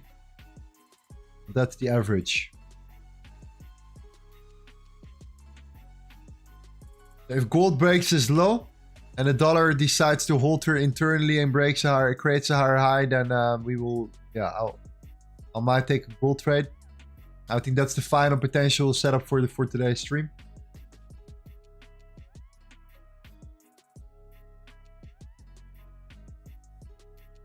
Well, yeah, who knows? Well, let's see how we react there. Protic Mara says, I remember one live we win 6 trades in a row. That was crazy. Yeah, that was crazy. I remember that.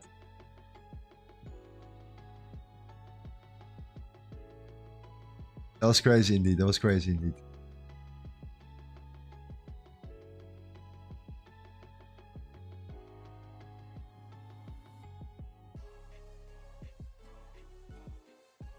David says, sorry, dollar index to hit 100.9 and then we go up. Okay, yeah, we have that candle structure in the 2 minute indeed. I see what you mean. We have a smaller zone there.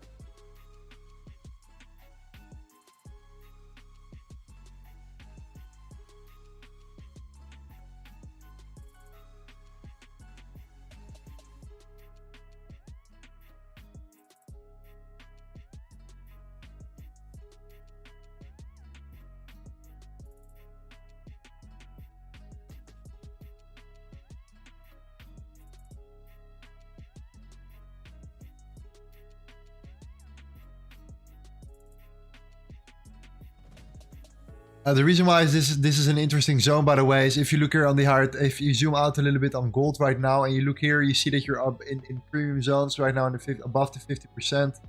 You also came back to this whole range of accumulation. So consolidation, right? We had that expansion to the downside, and now we're pulling back while building liquidity to the downside as well. So we might see then a pullback and then decide either go up or continue its momentum to the downside, something in that manner.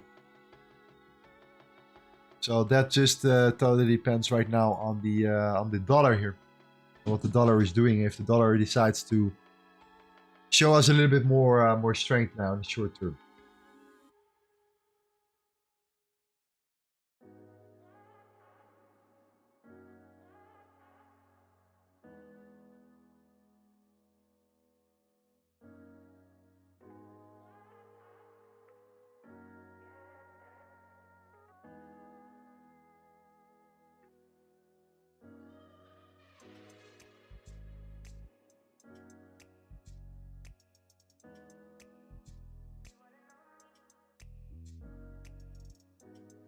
Okay, let's go.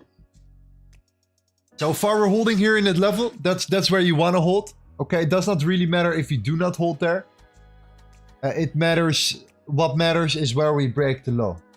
So this is what we're looking for. As long as the dollar just doesn't come down lower than this low, because yeah, then it's definitely there. Then it's definitely for this strategy right here.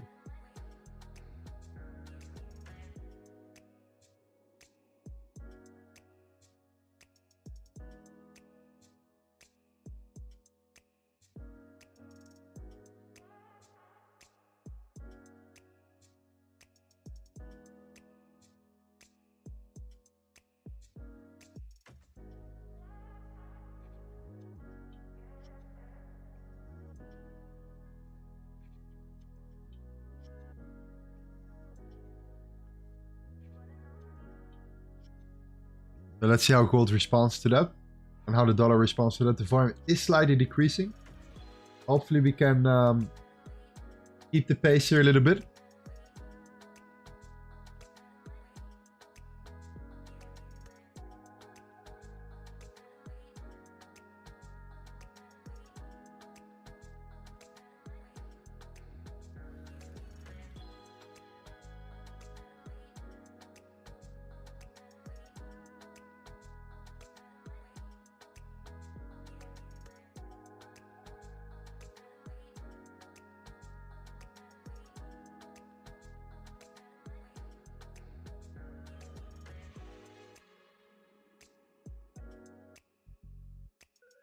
USD is, I think, about to go down from here. That's interesting. I need to look at the VIX for that as well. Yeah, you see, yeah, okay. You start seeing the VIX now slightly recovering, but man, we are still coming down here. I'm really curious where the VIX decides to turn here, because at some point it becomes very important to hold.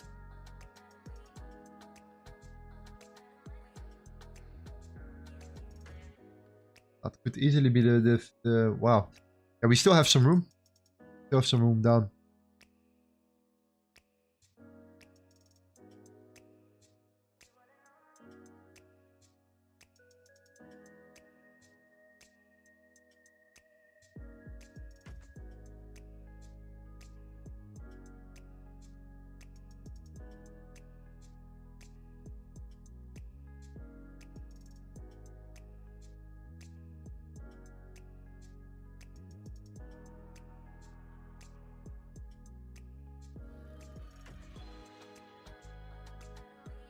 So yeah, we're looking at gold.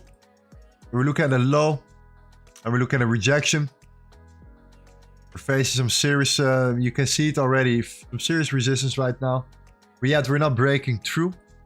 Because the dollar is also still coming down right here. We are now coming into this like 1 minute zone. You really want to hold here. It's important for the dollar to hold here.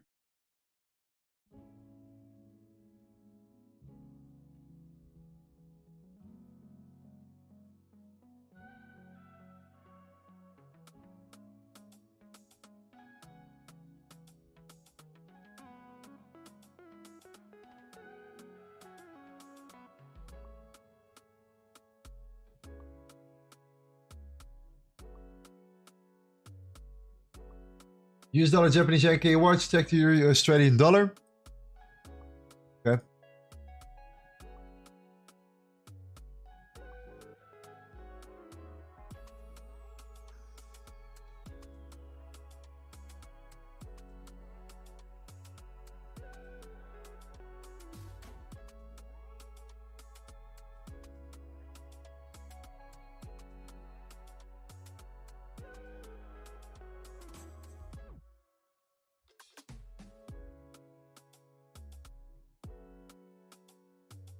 No. Oh, you don't want to take any position right now? And the euro, Australian dollar, yeah, similar behavior. Similar.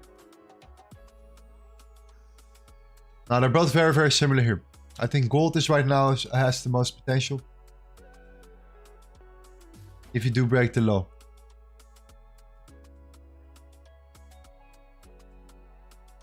And it just has to do with the dollar. The dollar cannot break this low. Okay. The last low that we can break here. What I think on the S&P 500 and the Nasdaq. Let's have a look. Yeah, I think so far that we have been, of course, raising up quite significantly here. But if you look at the S&P 500, we're starting to face some serious resistance very soon here. At the end, we need to see some sort of reaction from it. Yeah, we are ready here right now. So if you look here on this number right there, here we go. Fly. It's very similar to what we're seeing on gold. I think that we're gonna face some serious resistance right now for the S&P 500, and the Nasdaq has been proven to be a little bit more strong. But at some point, the VIX also needs to return to base, and I think from there, however, the Nasdaq is rapid, showing a lot more strength, but also at the same time, the expansion was a lot more aggressive as well here. So I expect a short-term pullback right now.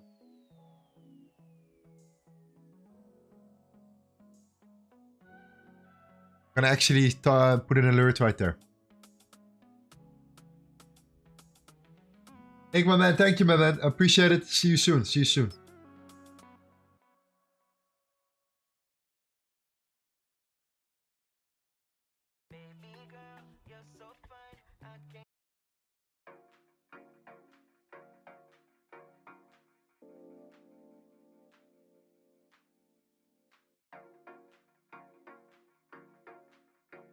Okay, we're still in that zone. We need to break a high. Market is slowing down tremendously at the moment.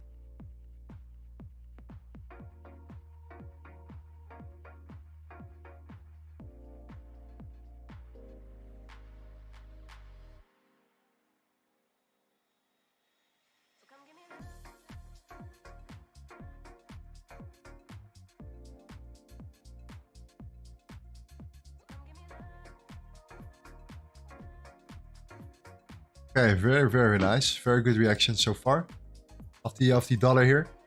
The Nasdaq coming down as well.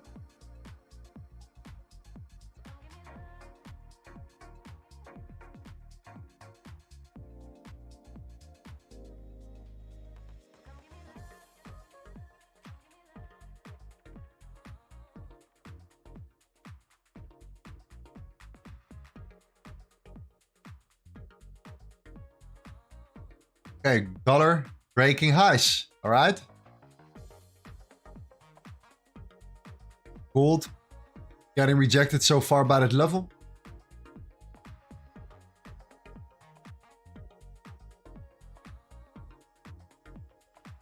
Our stop loss on gold will be always above the highs.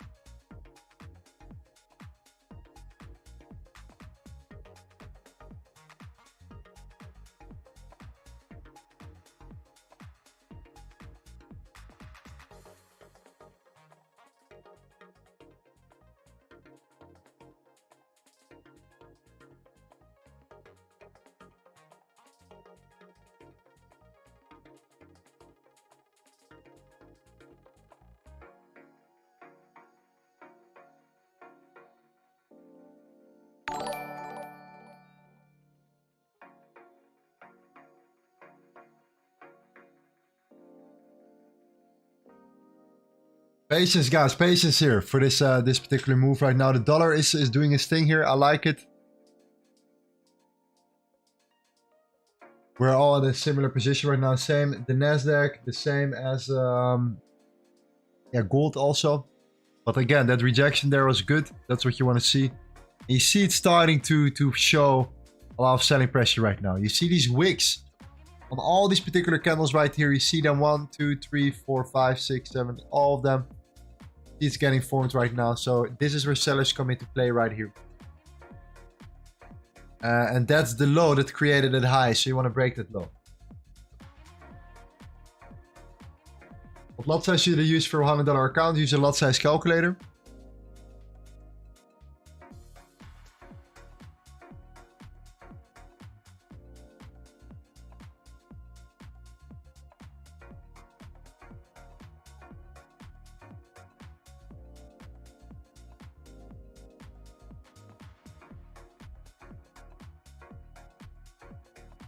Yes, dollar doing his thing. Yeah, gold looks better. Gold looks better.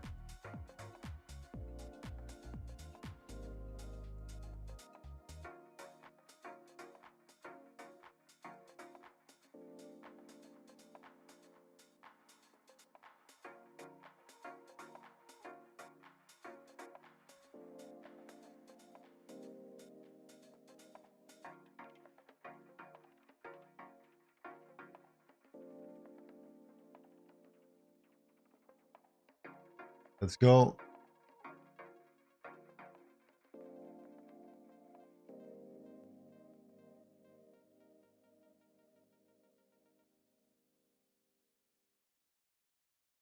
Ilian says, I feel like I can't make any good returns with 0.1. Well, you can't. That's the truth. You can't. With a $100 account. But do you really want to make and want to turn a $100 account into $100,000? Well, good luck. So don't think that with a $100 account, you are here to make a lot of money yet. This is not the purpose of you trading here. The purpose of you, growing a small account is to learn. to use the data to accumulate ideas, knowledge, skills to build on your, you know, expand your craft, and then based on that you can decide what to do with that. And maybe you can attract way more capital than $100, right? So my suggestion is don't focus on the money yet. Because if you're so focused on the money, with a $100 account, 0.01 lot is not good enough, cannot make enough returns. It's the wrong mindset, you're gonna lose in the long term.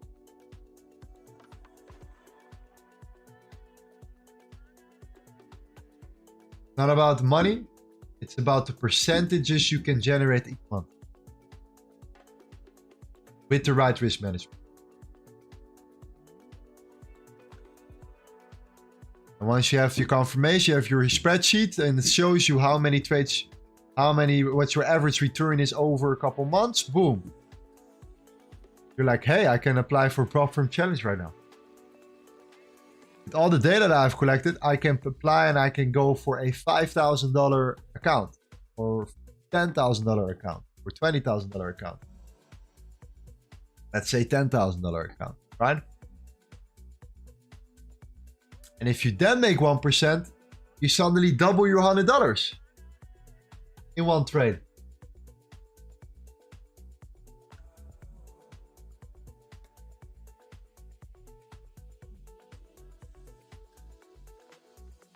Flawless, man. Hope you're doing well. I'm doing good, thank you.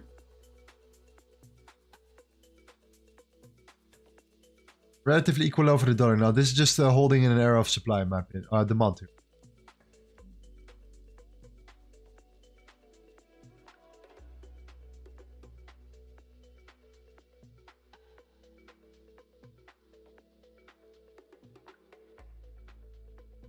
Yeah, I like what gold is doing. I think gold could come down here. Have we closed below? No, we have not closed underneath yet completely. We have a 5-minute candle closure in 1 minute and 40 seconds. It's starting to look very, very good here.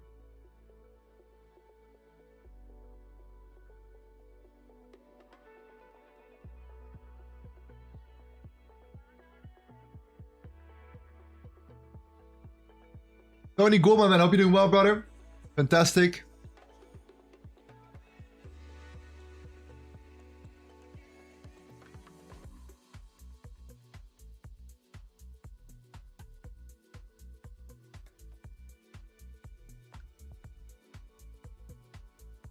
Dollar creating double bottom before flying. Yeah, we're looking at a, yeah. This looks more like a nice structure indeed. I like what we're seeing here. I do like it a lot. Look at the gold coming down already. We have a 1 hour candle closure in literally 30 seconds.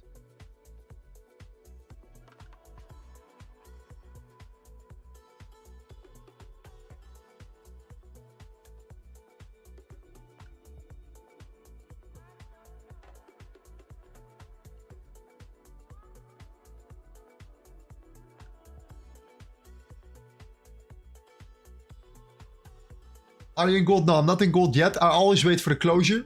And especially when it's a 1 hour candle closure.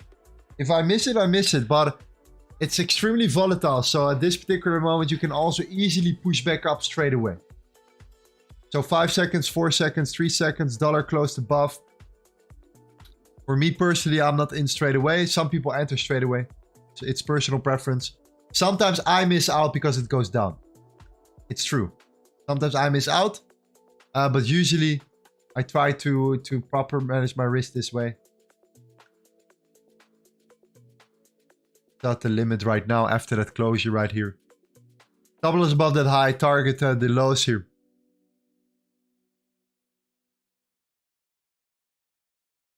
There we go.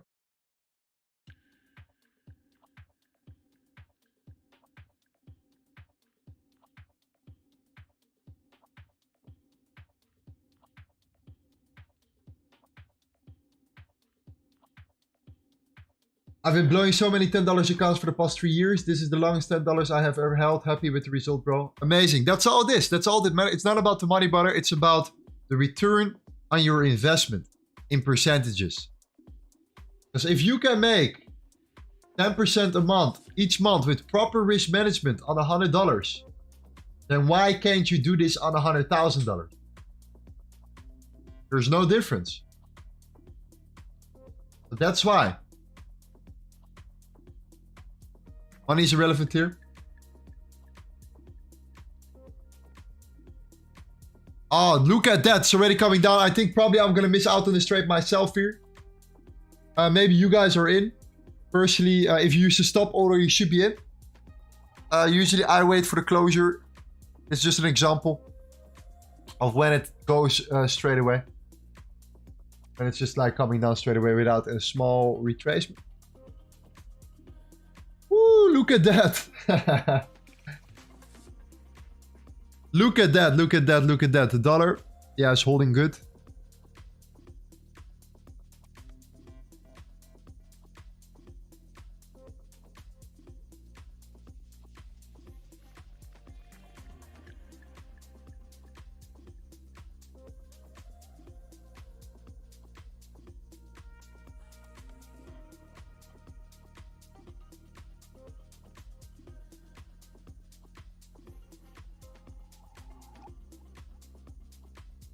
I found out when it, since the dollar broke high. The reason why I didn't front one is because of the hourly close. Because when the hourly closes, usually there's many times where you see a massive run-up of demand coming into play after the hourly close, especially when it's the London closure. So when the London session closes, right? So that was the timing was a little bit off here, but look at that! Wow. But who is in gold right now? Who is still in gold?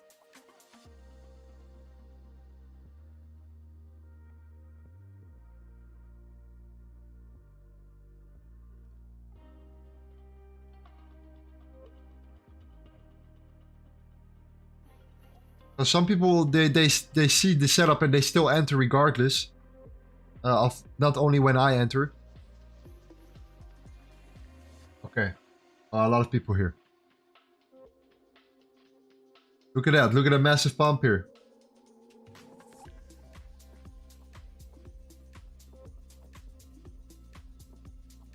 Yeah, okay. The dollar is now in that zone. So yeah, yeah. Look at this. We are now in that level. Ooh.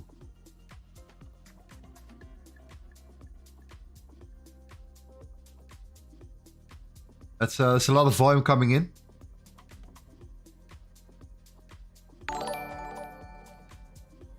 I would secure yourself here. How much have you made from crypto weekends? Well, we just started. Our first weekend was on a Saturday. But in a week, we turned $650 into $2,000. With proper risk management as well. So if you want to join this weekend, then links in the description. You can copy trade me so you don't even have to trade yourself. But we make decisions together.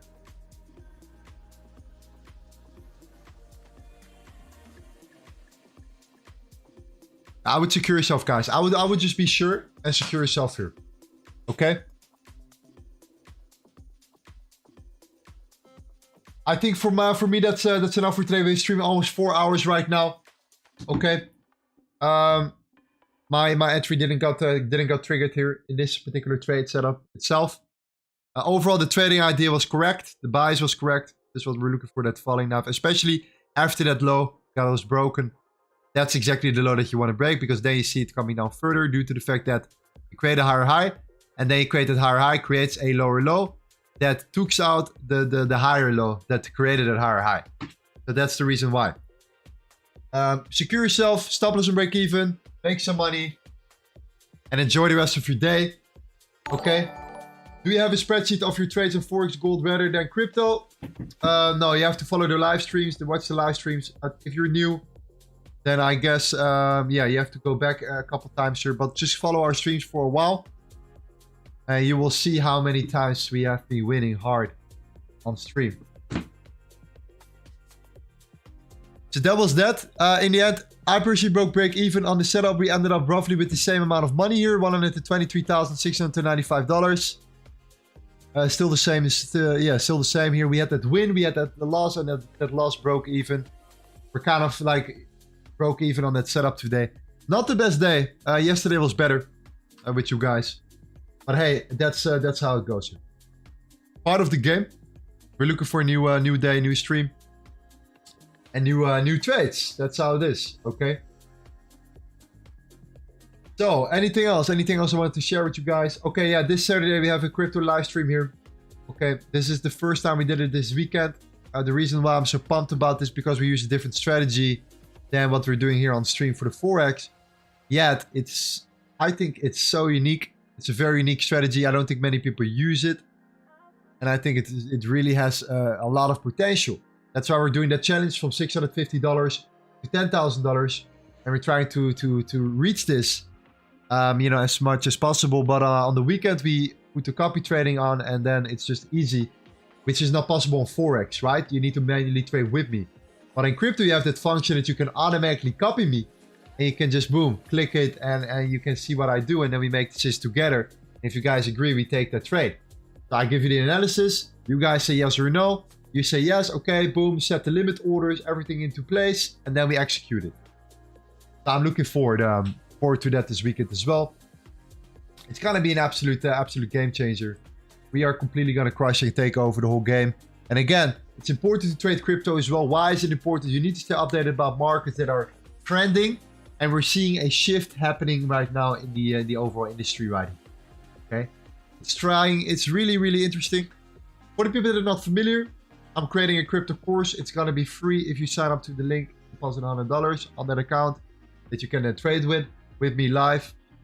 You will get your crypto course, which will be released, I think, in a week from now, 10 days from now, which explains the full strategy one more time. Also, have a look at the previous stream where I went over this whole strategy as well. But yeah, everything will be included in there. Thank you guys so much. Let me see what we have here. Let me say goodbye to each one of you. Because you guys are all legends. Sticking till the end of the stream, I really, really do appreciate it. You know, you guys have been always there. In good times, in bad times. Usually in good times. Otherwise, if it was only bad times, you guys wouldn't probably be here. So, it's good to guys see you, man. Amazing. Is that an AP? Yes, sir. You're the G. Thank you, man. Appreciate it. Vicky. Darley. What's the TP for gold? Well, the TP for gold is, in my opinion, the lows here. Have a look at the lows. Because this low is a weaker low. Why is this a weak low? This low did not create... Oh, 1 second. There we go. This low didn't create a new high, okay? So it's a weaker low, so this low can easily be taken out right here. You could easily see something like this here happening. But take some profits along this way, around this low right there, because it's super important. Because this could, you could potentially see a bounce from there. Okay? Super important. Big shout out to, let's see what we have. Frank, my man David. Thank you guys so much. Darren, my man. Thank you. Crystal, cheers. IC Pop, Postva, Stacy, my man. Have a great rest period. Refresh and see you again in time for London. Looking forward to that. Trader. Thank you, bro. Appreciate you a lot. You too, my man. Thanks for the stream, Lorenzo. It's always chilling. Love it. John, thank you. Thank you, John. Have an amazing day, Dan. Say goodbye to Dania for me. On your mind. Thanks, man. Gabriel, thank you, my man. Okay, guys. Have a fantastic rest of your day. I'll speak to you guys later. See you then. See you this Saturday. Big things coming. And in Discord, by the way. All right. Ciao, ciao.